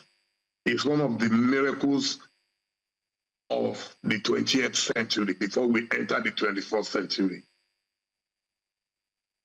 Umaru Musa Yar'Adua was a lecturer. He had no money. JEJ, Goodluck Ebele Jonathan, was a lecturer. Buhari was supposed to be the most popularized candidate ever who had no money. So where does money come into this? If an individual can fund the presidential campaign, then every right-thinking person should ask where that money is coming from. So I wanted to settle that with you, that there is no country where the only prerequisite is for you to be a billionaire. There are once in a while exceptions to the rule. Maybe you had an MK Abiola. Even at that, he received donations. Donald Trump received donations with all his billions. So elections will be funded once those who are funding the investors, because it's like an investment, once they are convinced that the candidate A and candidate B have the chances of winning. That's how it is done. Then you are asking on what platform Atiku will run. Let's wait till that time. I'm happy that your last guest told you that there is still some time. So the real game will start maybe towards the end of the year, early next year. So there is nothing to panic about. Atiku has not told me where he wants to run or where, but on the authentic, you are a journalist, sir. What is authentic about anybody coming out to blab on television that is the authentic? Let him go to court and prove it, and also, or go to INEC. When INEC declares that it's the authentic, then it becomes the authentic. And there are always options in life. This game that the ADC operatives are playing is a different game entirely. It's a game that, okay, why are you not asking questions? Where is Peter Obi going to run from? As he told you, is he in control of Labour Party today? Where is Kwankwaso going to run from? It's a question that we also ask when we have... It's not a valid question for Atiku alone. Everybody is facing Atiku because they know... No, we're only asking you about Alhaji Atiku because you are here. When we have people from the Labour Party, we also ask about Peter Obi. I'm just telling you, no, being here, I'm not here as a spokesman of Atiku. I'm not here, so you can't ask me questions when I'm not a spokesman. That you can direct to police. He works in Atiku's media office. I work in my own office. This is my office in Lagos. All right. I have a job. Let's talk about... I'm a part-time politician. Okay. And I'm a public commentator. So I'm just also helping you so that when you are asking questions about Atiku, ask about the other potential candidates. That where we do, everybody is in total disarray because one man, everybody around him is afraid of facing stiff opposition. Well, Chief Dele Momodu, we do get your points that you're not a spokesman for Atiku, but of course, in your initial comment, you had highlighted the goodwill of the former vice president, and we also feel that it's right that you may, in one way or the other, understand him well to know where he's going. But that aside, let's also clarify that... Just the same way, yes. I was a part of the Asiwaju thing when we were in Adeko in exile. So, but my opinion, one is I'm a public commentator, and as a journalist, I'm supposed to have access to information. Absolutely. And I'm telling you that all the potential candidates today, they are in danger of being blocked out of political parties. And I'm surprised that journalists are not interested in this. We're still deceiving ourselves that, oh, they zoned to the south. Then that is the news. That is not the news. We must go behind the news. There is news behind the news. And the news behind the news is that APC does not want any competition. Forget about the latest joke that we're going to throw it open to every member of APC. I dare them. I dare any one of them to come out and try it. Well, we did have a guest who joined us, and I'm sure you also watched where we also asked him if he's going to vie for that seat, and he said no. But throwing it open, whether it's pushing towards a one-party state or whether there seems to be fractions within the other political parties, we do not have control over that as journalists. Our job is simply to look within and see which of the parties, or better still, the personalities who represent each party has to say concerning the situation surrounding the political space. But that said, I'd like us to take a look at the PDP one more time, just before Olive goes with a question. It's a former party where you left your heart. I mean, you had to leave and move to the ADC. And I want to believe that one way or the other, you still look back to see what the PDP is doing, because that's a place that you had stayed for a long time. Can you share with us if, in one way or the other, the PDP will be able to find a candidate, especially looking at the fact that the news here is that they're trying to woo Mr. Peter Gregory Obi back to its fold. And last time I checked, in a video, I did see the current Labour Party 2023 presidential candidate sitting with a few ADC members celebrating that an opposition party has been formed. Can you tell us if, one way or the other, if Mr. Peter Obi would be moving back there, and what that would mean for the PDP now that they don't have a candidate?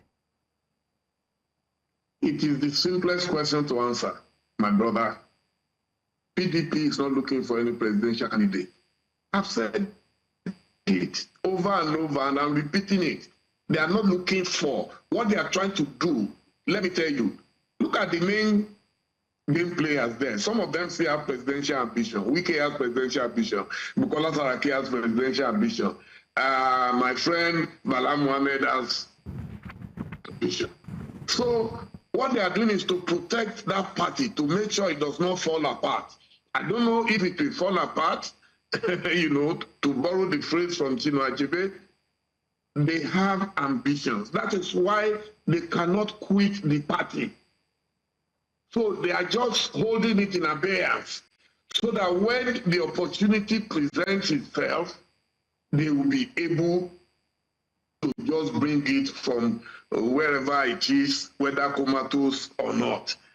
So frontally, let me answer you, PDP is not looking for a presidential candidate. They know. They will think, they can feel the weakling that they know cannot win and all that, but they are all trying to protect their interests. The governors to protect their interests in their states.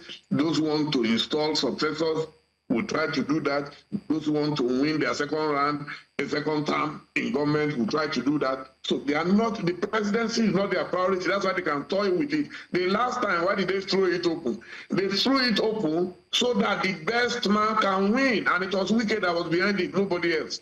His best friend, Otom, was the one in charge. And they threw it open. There is no serious party that is facing Asiwaju that will remove the North from the equation. Okay. Asiwaju has already made it a North versus South affair. It's going to be a serious battle between the North and the South. So what they are trying to do is to discourage the North completely and lie to the North that why don't you just let Asiwaju finish his second term so that you can have your full terms. There is no law, there is no principle, there is nothing in our constitution that says every president must do 8 years and that every zone must do 8 years. It's a lie from the pit of hell, and they should stop deceiving Nigerians, and Nigerians should stop deceiving themselves, because there is no such law. There was never a time that Warri did not contest, no matter, regardless who was in power. If it could be stopped, he would not have been contesting till he made it on the 4th attempt. So I don't know why suddenly we've all lost our sense of history. Lying to people that they've zone to, you know. So we allow Peter Obi to come and take over from Tinubu, and then he will automatically become powerless. Wike is not a stupid man. Give it to him. You can say everything about Wike. Yes, but Wike is a very smart person, and he has played a smart game for an article. For him to say, no, PDP, I can't use you. He knows. They set all the traps. They set all the booby traps in PDP. They've done it in Labour so that Obi will be decimated. They've done it. There is no party today where somebody is not coming out to say it's the authentic. Authentic where? That he has never met Atiku. If you have never met Atiku in your life, then you are inconsequential. Even me, I met Atiku as far back as 1993 in Jos during the SDP primary. All right. I was only 33 years old. So how can you say you've never met Atiku? Even is it compulsory that you must meet everybody if they are not in your party? They were not in your party. Majority of your party, 99% of them were present at the Yaradua Center the day ADC was unveiled. All right. Thereafter, some people quickly ran around and started doing government magic, like Fela would say. Let's talk about a statement. If you haven't met people, what's the relevance of that? All right. Let's talk about a statement that the ADC has made. They believe that the PDP's recent action, like my colleague had made reference to this earlier, that the PDP's recent action or decision to zone to the south is a ploy to woo influential figures like former President Goodluck Ebele, Jonathan, Peter Obi, and Rotimi Amechi back into the fold. Can you maybe expatiate on this further? And, you know, whilst expanding on this, speak to the importance of these figures going back to the PDP And maybe the possibility, do you see it ever happening? Madam, I beg you in the name of Almighty God, don't be deceived and don't waste your time on a charade. It's a charade. See, look, these guys are playing games. Goodluck Jonathan is not a fool. He knows this game than you and I. He knows that some people just want to use him to cause some distraction. They are hoping that if Jonathan comes into the race, that some people in the north will be divided. What they don't want is a candidate in the north to have the north to himself, especially the northeast and the northwest. And they know that the most disgruntled zones in Nigeria today are in the north, even including the south, because hunger knows no tribe. Okay? So I am telling you, from available information to me, I've not met former President Goodluck Jonathan to discuss one-on-one. We do chat every now and then. I've met Peter Obi. He was in my house a day to my birthday. He visited me here, and we spent time together. And I know he's a very sensible human being. Peter Obi would not have attended the ADC unveiling if he was not looking in that direction.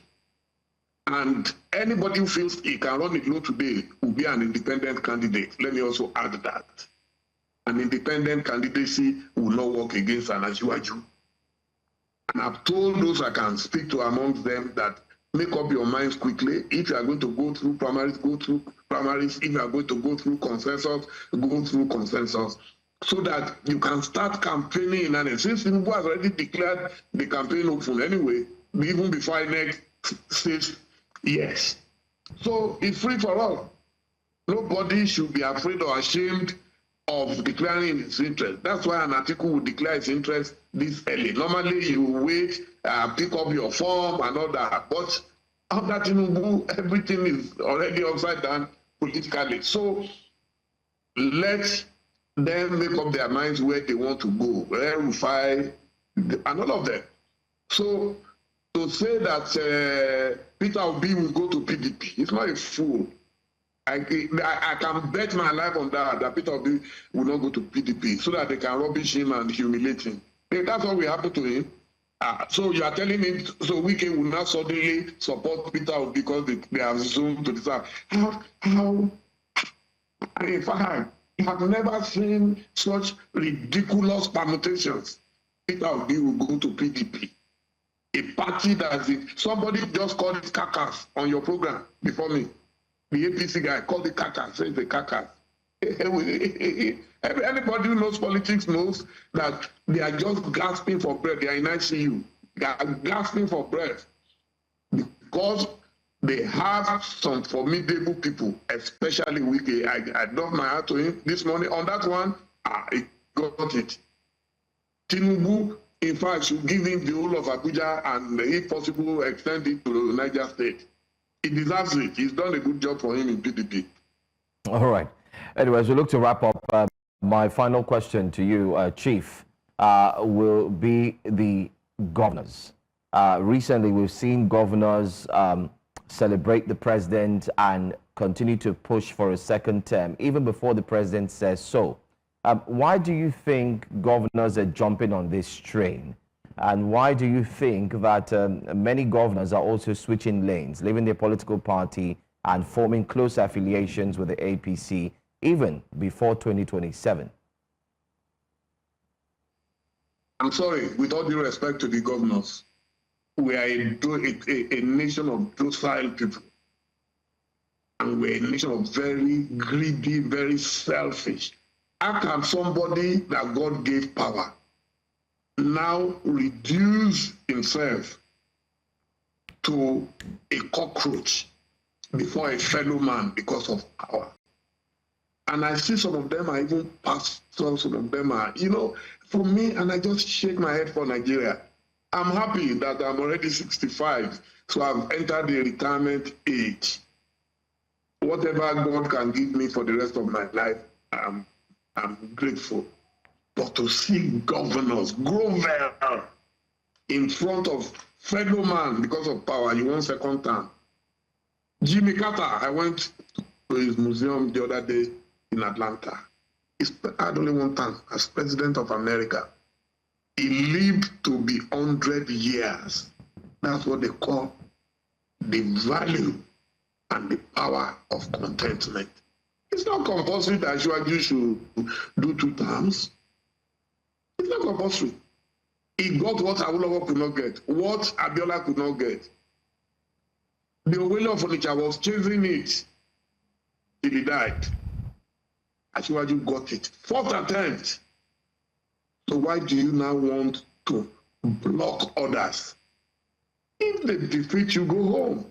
If you defeat them, so be it.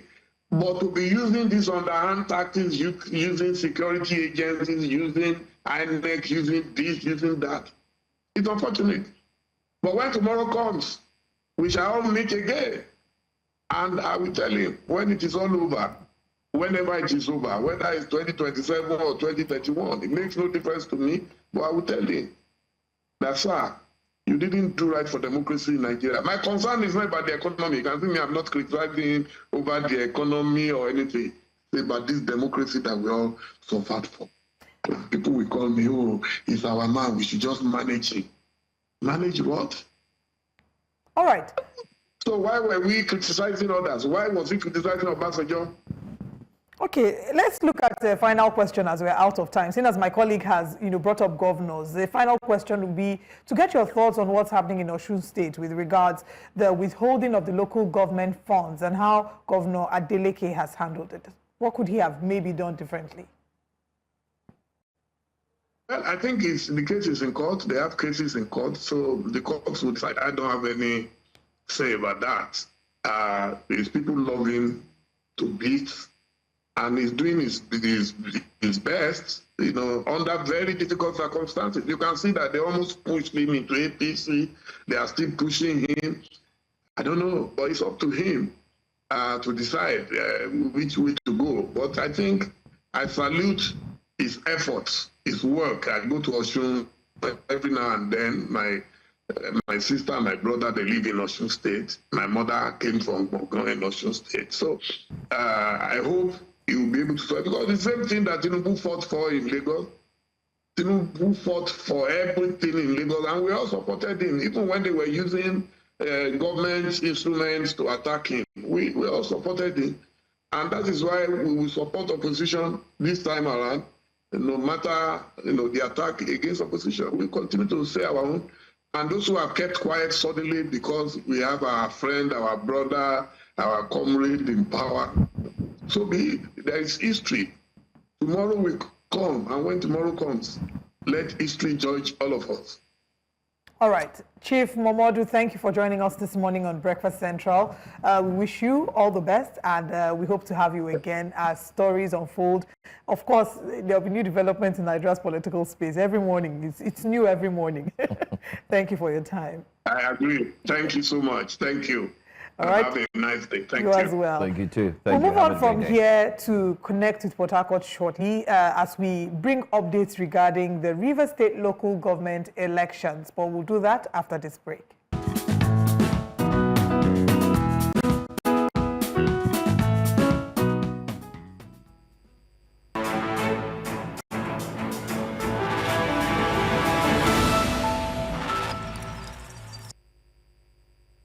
You're watching News Central's Breakfast Central. Let's take a look at the breakfast headlines this morning. We'll start off with news that President Bola Ahmed Tinubu has returned to Abuja after concluding a diplomatic tour that took him to Japan and Brazil.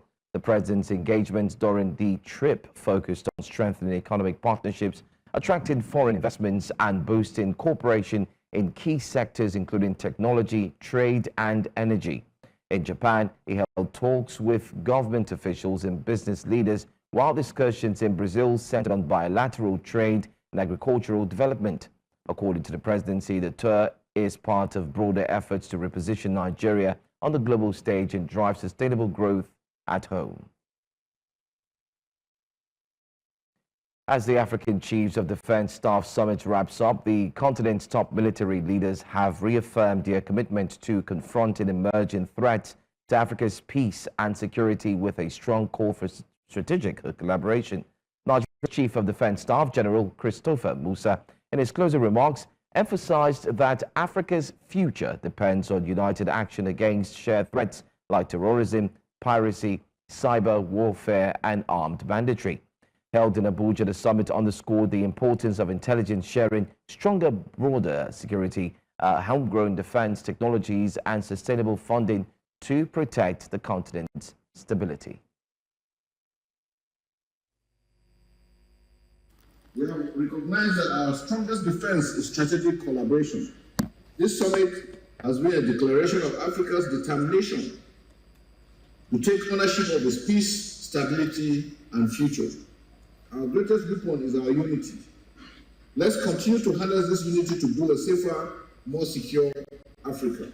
Sharing intelligence, conducting joint operations, and coordinating counter-radicalization efforts are essential.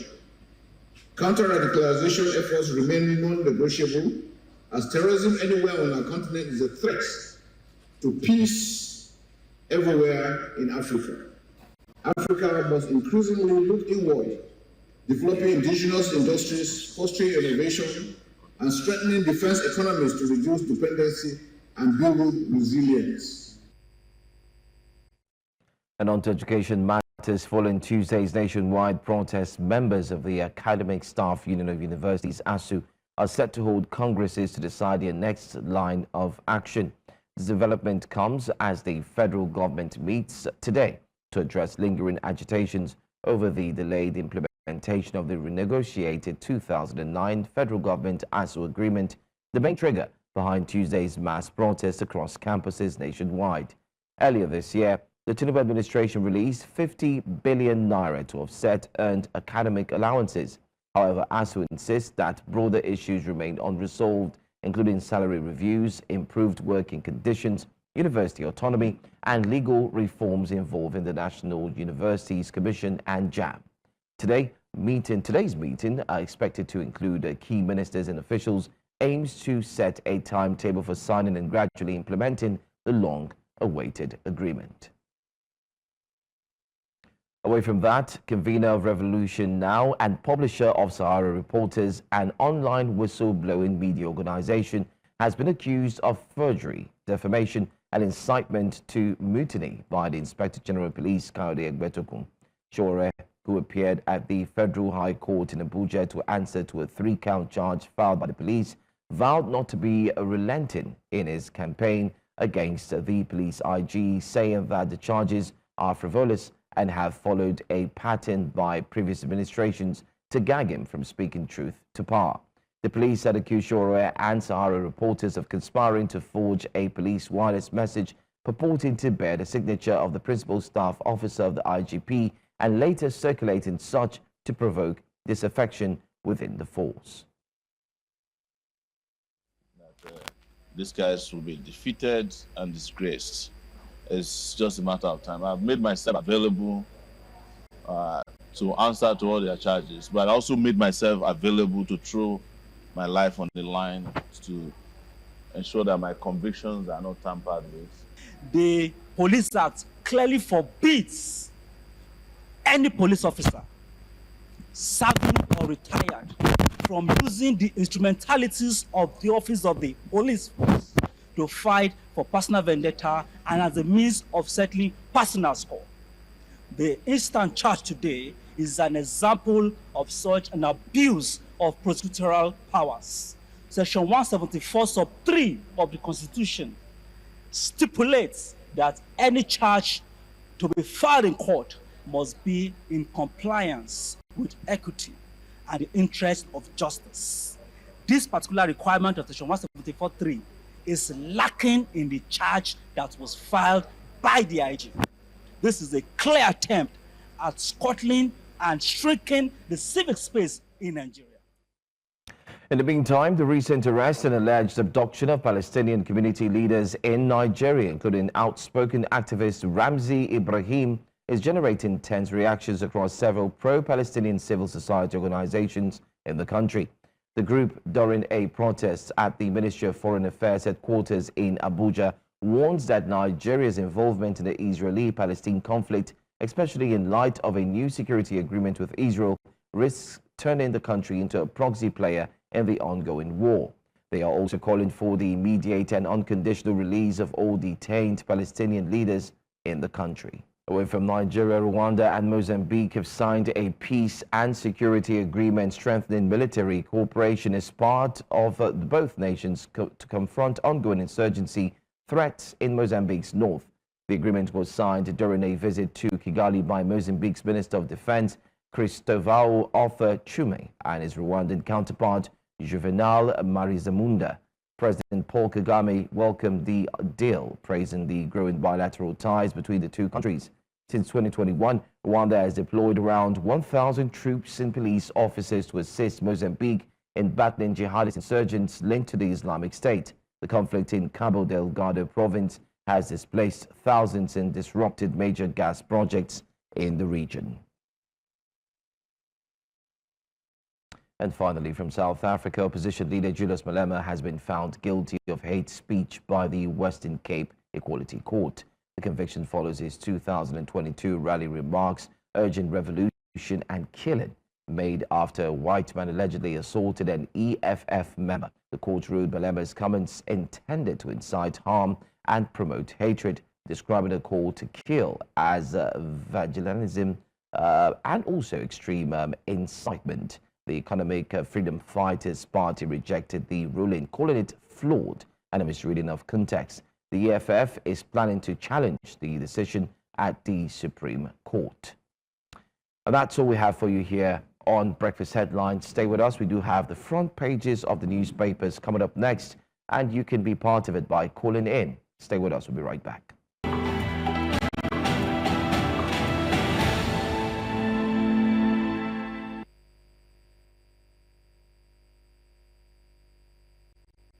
Head to River State, where our correspondent Biola Festus is on standby to give us some updates on the River State local government elections, which is set to hold on the 30th of August, that is this Saturday. Good morning, Biola. Thank you for joining us. Would you say that the residents and the indigents have come to terms with the local government polls, or would you say that there are perspectives or there's a potential to be a boycott, as we've seen that this has been hugely contested? Here, we are here in Okobo, which is the local government area of the suspended governor, Similala Yusufara. Now, the atmosphere here is like every other across the state. In this LGA, we do not have candidates contesting the PDP, contesting under the platform of the PDP for the local government position.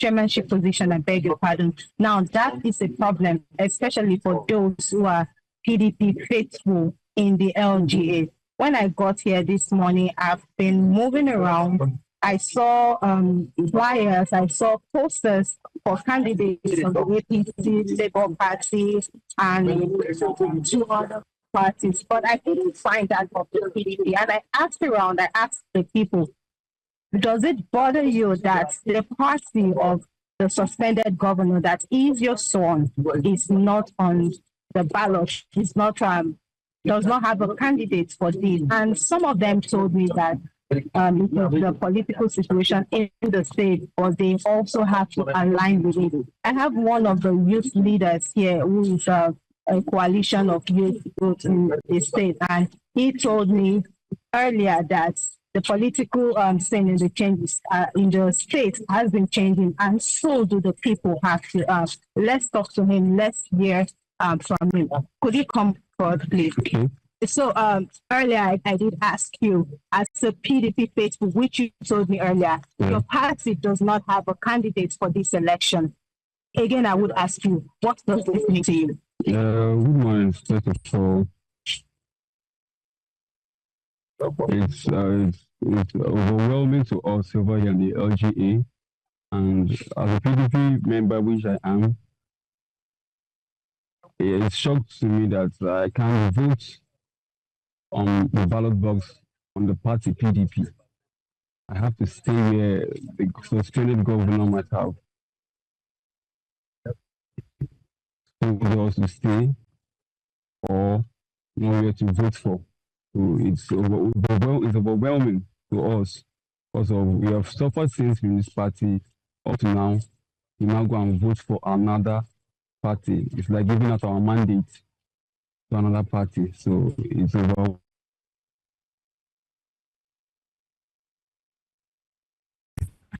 next year. So that's just it.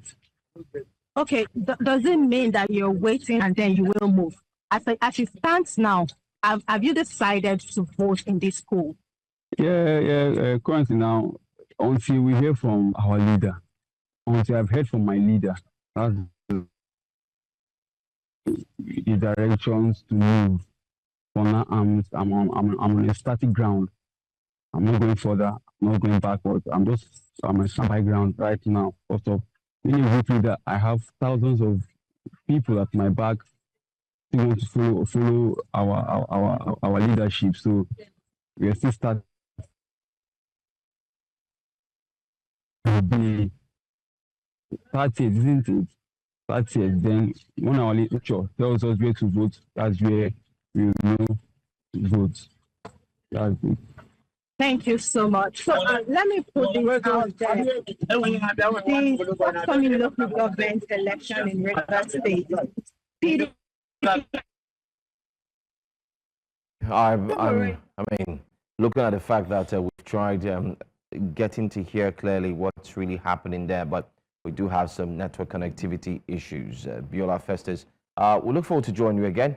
Hopefully you can give us more insight into what's really happening ahead of the LGA elections. But let's go straight to the front pages of the newspapers, because that's what we're going to next. We do have our guest, analyst who's in the house. We have Wade Hime, who's here. Thank you so much for being here, Wade. Good morning, everyone. It's great to be here. Good morning, Olive. Morning. So let's start off with the Punch very quickly, and let's go straight to see what the Punch has in store for each and every Nigerian. ASU VCs decry profs 525,000 monthly pay. Really? They say dons insist on salary review as senior lecturers and 386,000 education labor ministers meet today. Jonathan demands credible INEC chair, decries defections. Federal government nets 393 billion naira tax from Dangote and 9 others. APC mocks ADC over chairmanship tussle.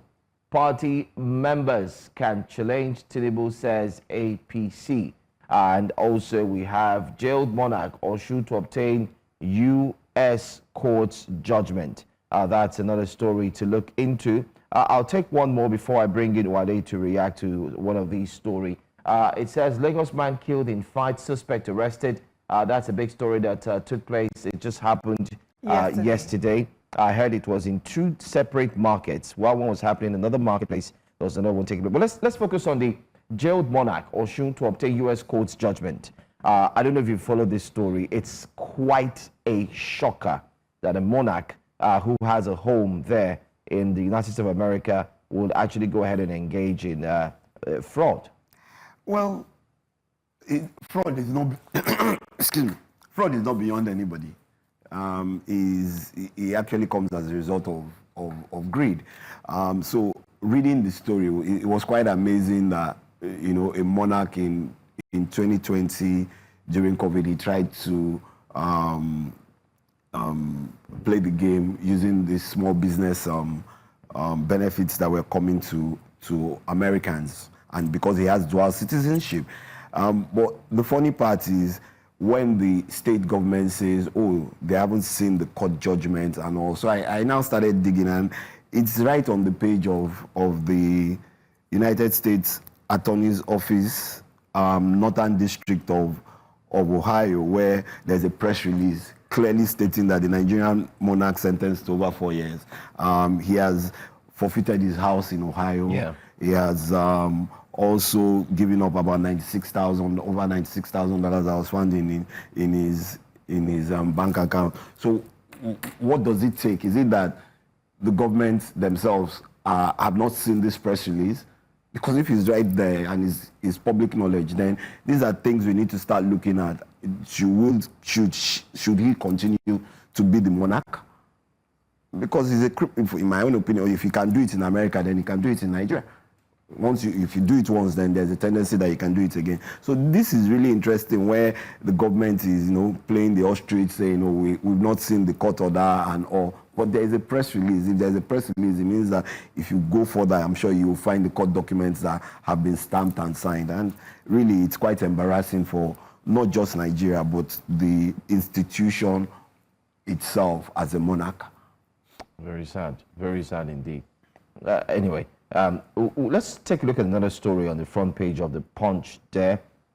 This one here talks about, I'd like us to look at it. Jonathan demands credible INEC chair, decries defections. Just recently, the PDP had said they want to select former President Goodluck Ebele Jonathan as their frontman. Well, those are rumors, but the rumors seem to intensify. So far, so good. That's one story we want to look at.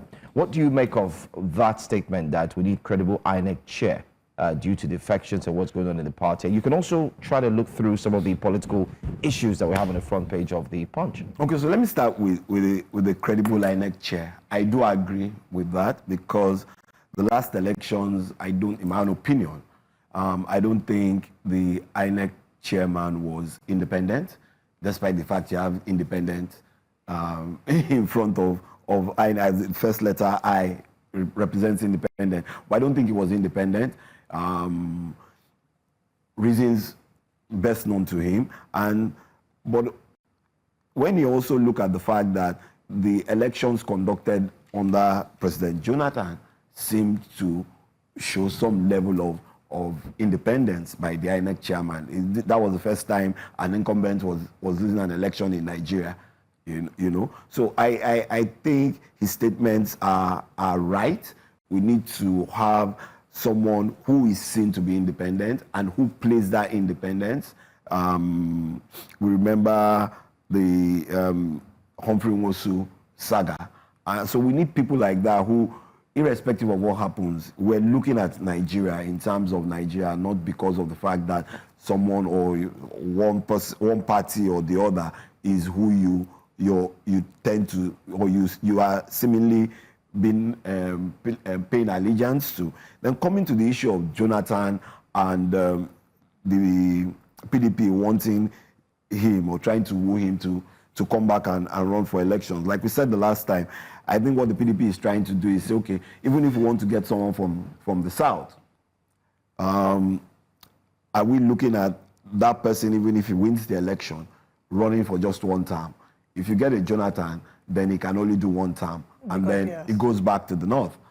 That looks like a pretty sell for the North. Exactly. So that's what they're trying to sell. So that at the end of the day, what you're now doing is that whoever runs with the president, if it's Jonathan that comes back, then you say, okay, this is probably the heir apparent.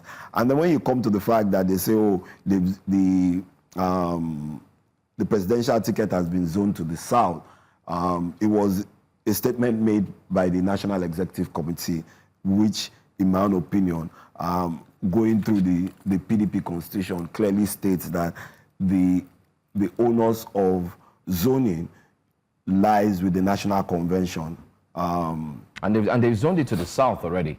The northern youths do not agree. No. Huh? The northern youths in the PDP do they've zoned it to the South already. Because they have not followed due process. What this PDP constitution says that it's only the National Convention that can decide in terms of zoning, not the National Executive Committee. I had to go read that constitution to check it. That's what the constitution says. And that's the,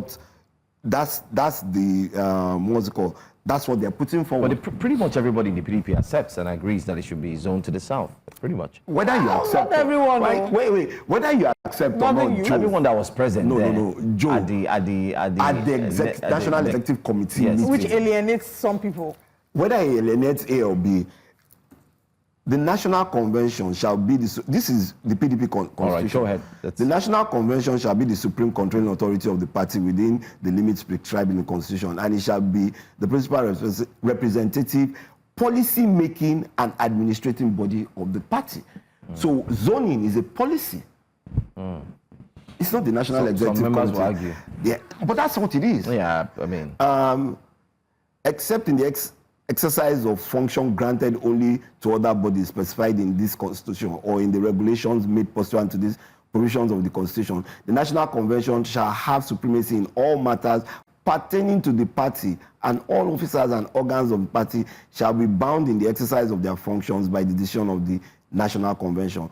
The policy of the party derives from the resolution of the National Convention shall be amended or revoked only by a subsequent resolution of the National Convention. The National Convention shall have an exercise authority to formulate policies and programs for the party, elect or remove national officers of the party. That's just the exercise. So you cannot say that elect. I think I was looking for that word, elect and remove. Exactly.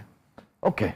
All right. Olive, I don't know what paper you want to take. I want us to go to another paper because I want to see how, to see if we can touch all papers. Let's go to the Nigerian Tribune. 2027, despite endorsing They said you shouldn't talk about politics. You remember this? That don't talk about. But what is going on? Exactly. He said. Why won't we talk about it? He said that we should focus on governance and the policies that have been made by the current administration. That campaigning is in 2020. That election is in 2027. That is still far. I said no. It feels like after 2025 it's 2027. Anyway, the big story here says part of politics now. It says despite endorsing Tinubu, APC throws ticket open. I think I want us to touch on that. Ondo government bans elaborate graduation ceremonies for nursery I and totally JSS agree with that. Parents will love it. You I will totally love agree it. with that. Tell us why you agree. So let's remember one thing. There are stages of growth. Once you start from that point and you start to make, what if the child goes to secondary school and doesn't pass? And they say you have graduated from primary school. And then you get to secondary school, you do another, from secondary school, these days, I know how much it costs me they are doing prom, they are doing it's a lot of money.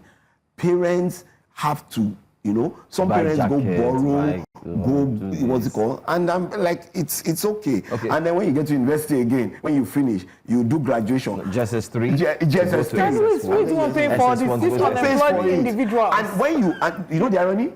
You pay for everything. You pay for the prom, then you go and make the dress. You buy the shoe. You buy the suit. You pay for everything that is on. You pay for. And when did we minus the school fees? When did we start doing prom? It's like we are now becoming very, very big deal Western. now. It's a big deal. The one that baffles me I went most. through two, and I know how much it cost me. The one that baffles me the most is from primary school to secondary school. You spend graduating secondary school, junior secondary to senior secondary school. You spend then SS3, they are finished. So I might as well, when I graduate from from primary school, I might as well just decide I'm not doing anything. Another thing that even puts pressure on parents is this celebration. Even in kindergarten, as young as kindergarten, even the kindergarten, when they're doing birthday parties, and even birthday parties in the classes, when you have to buy party packs. A friend of mine was saying, hey, if you see the quality of party packs my daughter has been bringing home, I hope they're not expecting me to do the same when it's my time. But you see, because the other thing about it is when you don't do it, your child feels that, left out. You're a bad parent. But it's time for Nigerians to start going back to the basics. You are the parent. You are the one who provides the resources. If you don't have it, please don't go and borrow or steal so that you can belong. You don't need that to I've belong. literally had someone come to me and say they want to borrow money because the child is graduating. And I looked and I said, really? Will you pay back? This was like some years ago. And Priorities. like 15,000 naira. 15,000. With that graduation that you borrowed the money, will he bring more money to you? Because the child graduates, then you are going to start paying for another thing. Okay. But let me just quickly touch on the big story. On the APC. Yes. Yes, so the president has been endorsed. And the first time, immediately I saw it, the first thing that came to me was, okay, they also need to raise money. And if you listen to the quote from the secretary, he says it also means that when the time comes, we will make our timetable known so that for anybody who wants to aspire for the president of this country on the platform of the APC, no one will be denied the opportunity to purchase the nominations form. So basically, and now there are two ways, you can look at it from two ways. Some people really want to contribute towards the party, but they don't want to contribute in their own name. So of course, if I buy the nomination forms, it's part of my contributions to the party. Then any money I spend in terms of campaigning, and I can go and campaign on behalf of the president then, and I spend my money to do that. So there are different ways to look at it. And immediately I saw that, the first thing that came to me is that, okay, you need to have an avenue to raise additional money, and that's what it is for me. And that quote. As if anybody would even have the mind. How many people will have the mind? Right. What do you mean by have the mind? Except they just want to maybe increase their resume to say, okay, I was a presidential aspirant. No, but they can't even get to aspirant. Because you have to have been a party flag bearer. Presidential aspirant at party level. At the party level. Like one of our guests joined us earlier, and I asked a question. Remember in 2022 when President Tinubu was running for president? Yeah. Out of all the candidates, would I say candidates? No. All the aspirants, I beg your pardon, who were running for that same position. Remember the states, they kept coming on stage and saying they renounce that they hand over to president and so on. Only a few persons remained, and one of them was the former Vice President Oshibajo, who still did not renounce his. He kept going. But my point is, at this juncture, if you were an aspirant in the same political party, would you dare try? Why would I dare try? Let me try. I mean, you pay how many millions? Knowing that the party in several caucus have endorsed it depends on what my end game is. I have to also look at what my end game is. I mean, look at that I challenge him doesn't mean that all I don't the support governors him. He has been endorsed. The political party. That I challenge you doesn't mean that you want to win. You may want or is it just a strategy to say, okay, you just challenge me? So that it won't be like in 2019 that 14 million PDP members endorsed. So technically, and then when they did the elections in 2019, the president got maybe 16 million votes. So already he had gotten 14 million from the APC convention. Or another strategy can also be because a person might decide it's time to make myself known and establish some form of dominance. I position myself for the future. Give me appointments. So it might not be 2031, it might be 2039. And care to look at this, Olive, just to highlight what you've said. I mean, I was also looking at it while we're having that conversation, so that if I don't win, I will get appointment. That's true.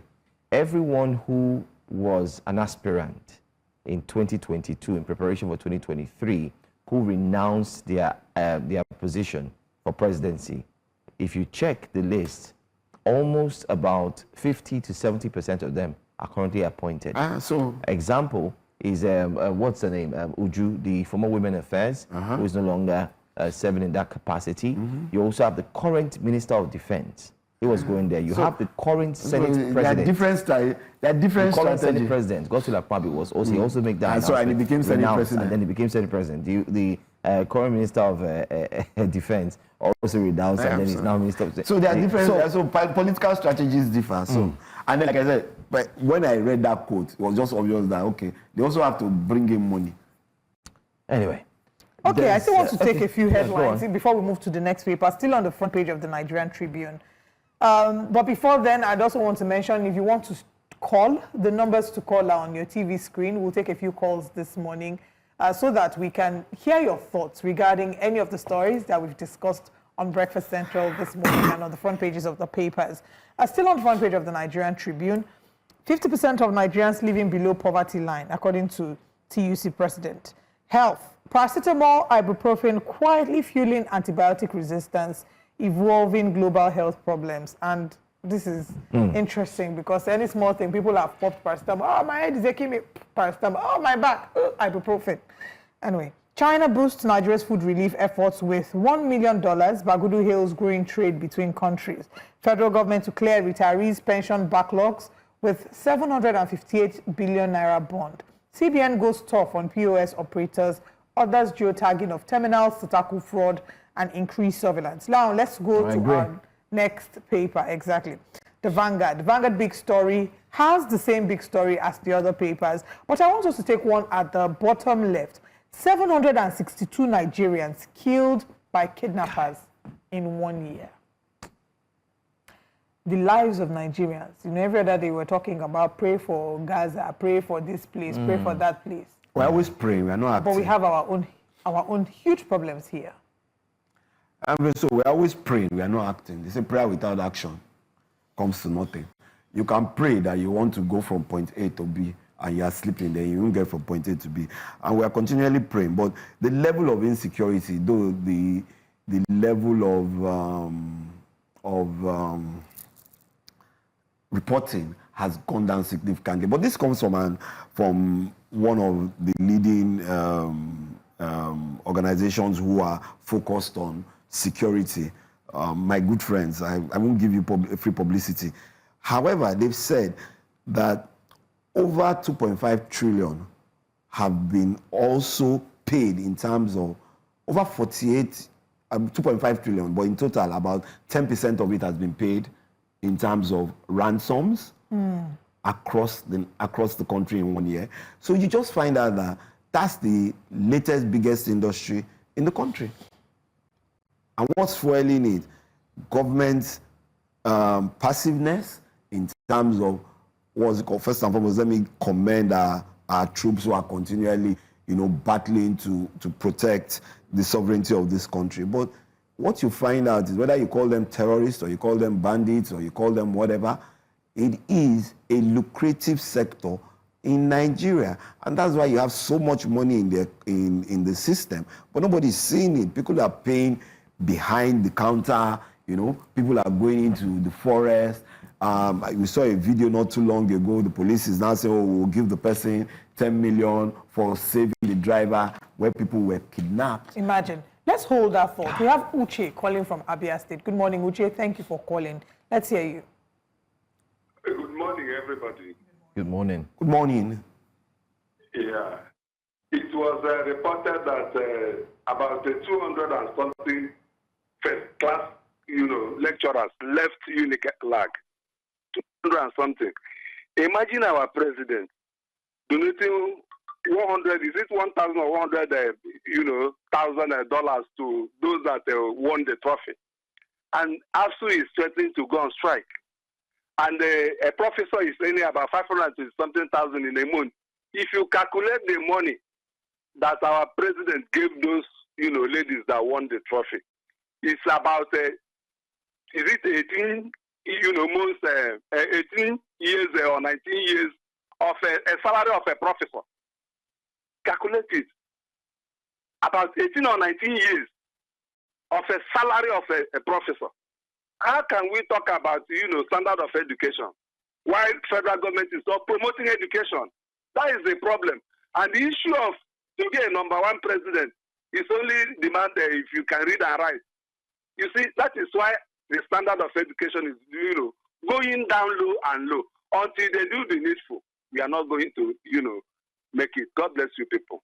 Thank you very much. Thank you so much. Too. I mean, very, very valid point, because we took that was on the front pages of the papers yesterday. Over 200 lecturers resigning in UNILAG. Then front page of Punch today, we're seeing ASU VCs decry professors 525,000 naira monthly pay. And I mean, in the flip side, the top right corner of the Vanguard reports, Uzodinma raises minimum wage to 104,000 naira. And that's something that, I would like you to speak about as well. Well, commendable. Like I always say, when those in governance do something that is commendable, let's commend them. Yeah. So it's commendable.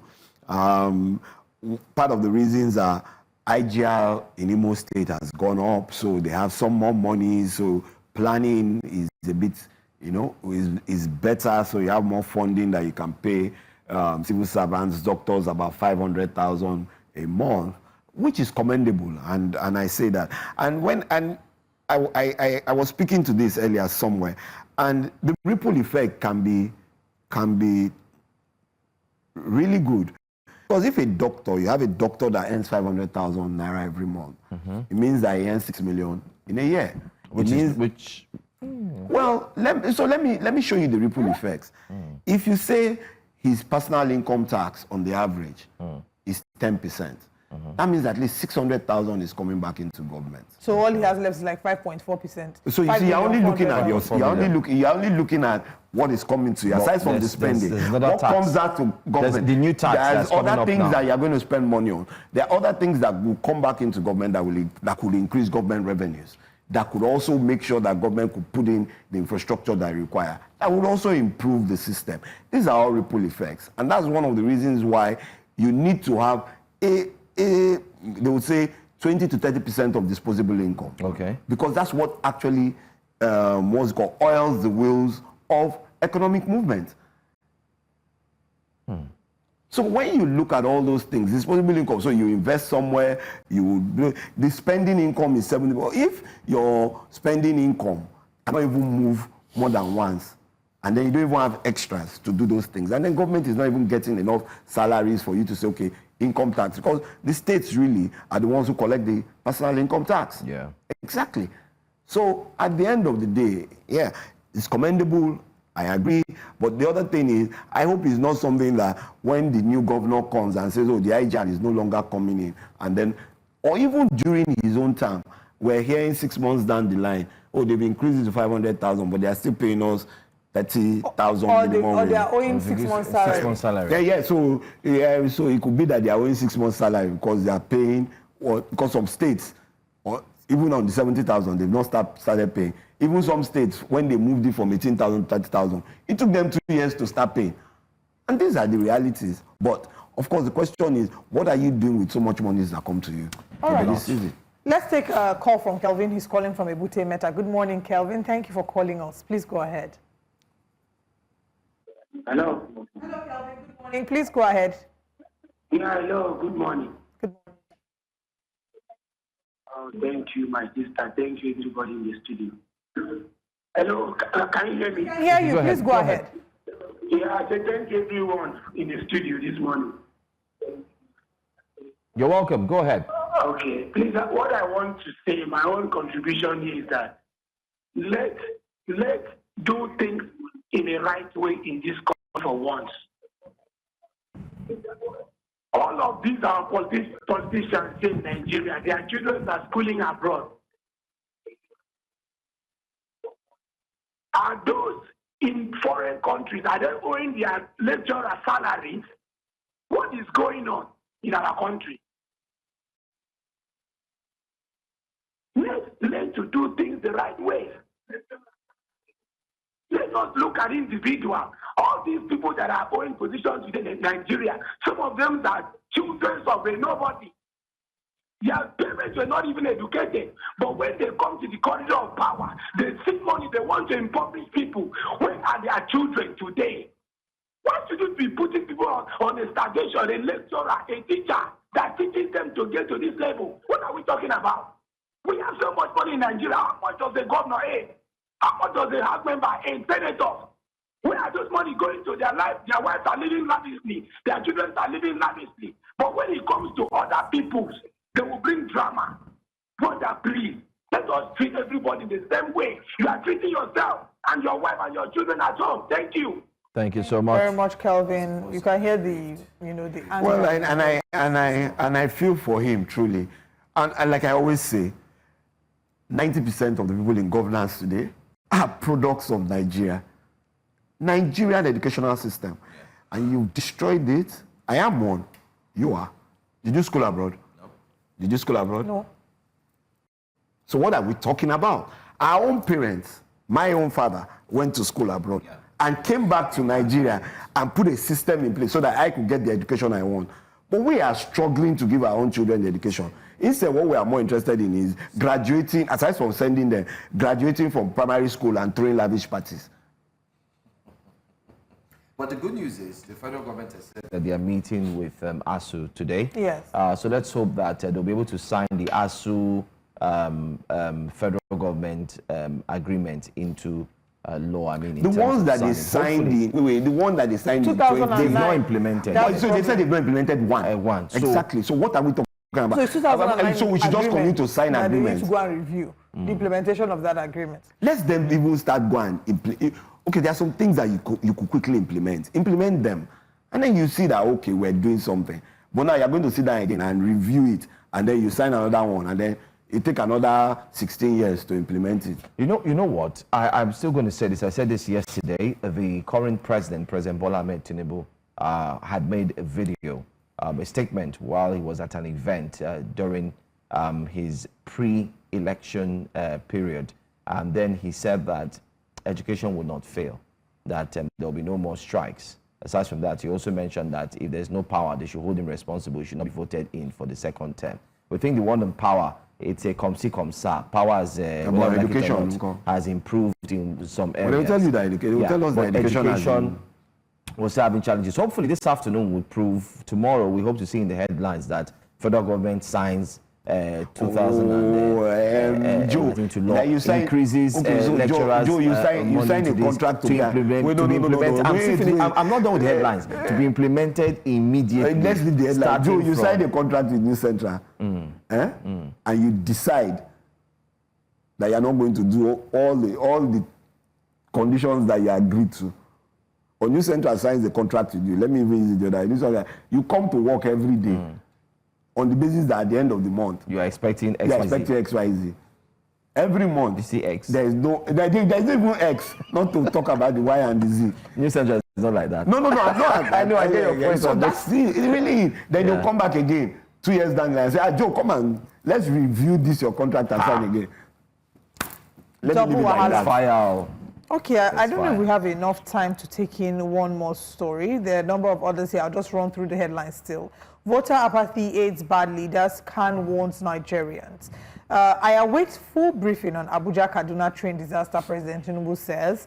2027, our presidential ticket open despite endorsing Tinubu, APC says. And we've taken the ones at the top. Capital market surge proves investor confidence in Nigeria's reforms, says Tinubu. Jonathan slams defection, 6 electoral reforms. Federal government ASU meet today, allows elites push to resolve issues. And finally, Uzodinma raises minimum wage to 104,000 naira in Imo State, and workers jubilate. These are the stories that we've had this morning on the front page of the newspaper. But I also wanted us, I just need to be sure, the Punch newspaper had one story at the bottom that I think maybe we should have touched on lightly. Yes. Lagos man killed in fight, suspect arrested. And if I'm correct, this is the one that happened in Balogun Market yesterday. It looks like it's that one. But let me just double check. Yes. It says, the Lagos State Police Command has arrested a man, Ebuka Adindu, for allegedly stabbing Sadiq Ibrahim to death during a violent confrontation in the Mandelas area of Lagos on Wednesday. A social media user, Jack Fleet, who first raised the alarm on X, wrote, there's a fracas going on presently in Lagos Island, Mandelas to be precise. 2 guys were fighting, and it resulted in the death of one of them. Right now, street urchins have taken the law into their hands, stabbing innocent people on the street. I don't know if you saw those videos.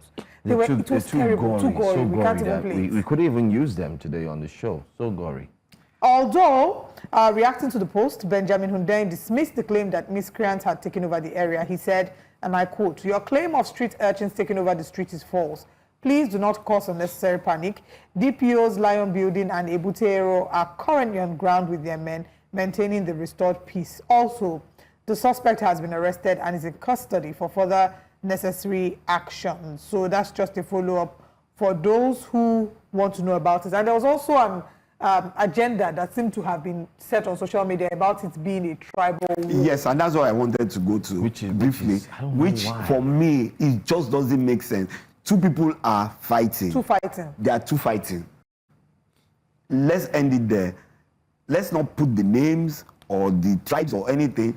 They are just 2 individuals who had a misunderstanding, and unfortunately, one got out of his head and killed the other, which is whether he could claim that it's self-defense, but it's either manslaughter or murder, and let the police treat it the way it's meant to be and investigate it properly. I'll leave it at that. I mean, the police had said here that the Lagos Police Command hereby wishes to inform the general public that there was no tribal clash or disturbance between any ethnic groups and others inside Balogun Market today. There was an incident of a free-for-all between some hoodlums and miscreants in the Balogun Market in the early hours of today at around 11 a.m. This was, of course, released yesterday. He says, during the fight, one Ebuka Adindu from Abia State stabbed one Sadiq Ibrahim from Kogi State to death. And he said Ebuka Adindu, in turn, stabbed himself on the shoulder and became unconscious. Stabbed himself, stabbed someone else. I think we'll leave. I think better still, we'll try and reach out to the spokesperson of the Nigerian police force here in Lagos State, and hopefully we'll get and get some more on it. The incident is not a tribal Yeah, it's not. Let's just put it out there, okay? This is where we come to an end, to the end of the show for today on the Thursday edition. Very interesting, I must say. Very. From the beginning up until now, a lot of counter arguments on our questioning, especially our guest who said, we can't ask them some questions. But then again, what does a journalist do? You ask the questions. Even though they don't seem sweet to the ears, you ask them. Thank you so much, Wade. And thank you for having me as always. Thank you, Olive. Thank you, Joe. And to our viewers, those who are streaming live, thank you so much for your engagement in our chats. We'll see you again, let's do it again tomorrow as we close the week in grand style. I am Olive Momodu. I'm Joe Hansen. Au revoir.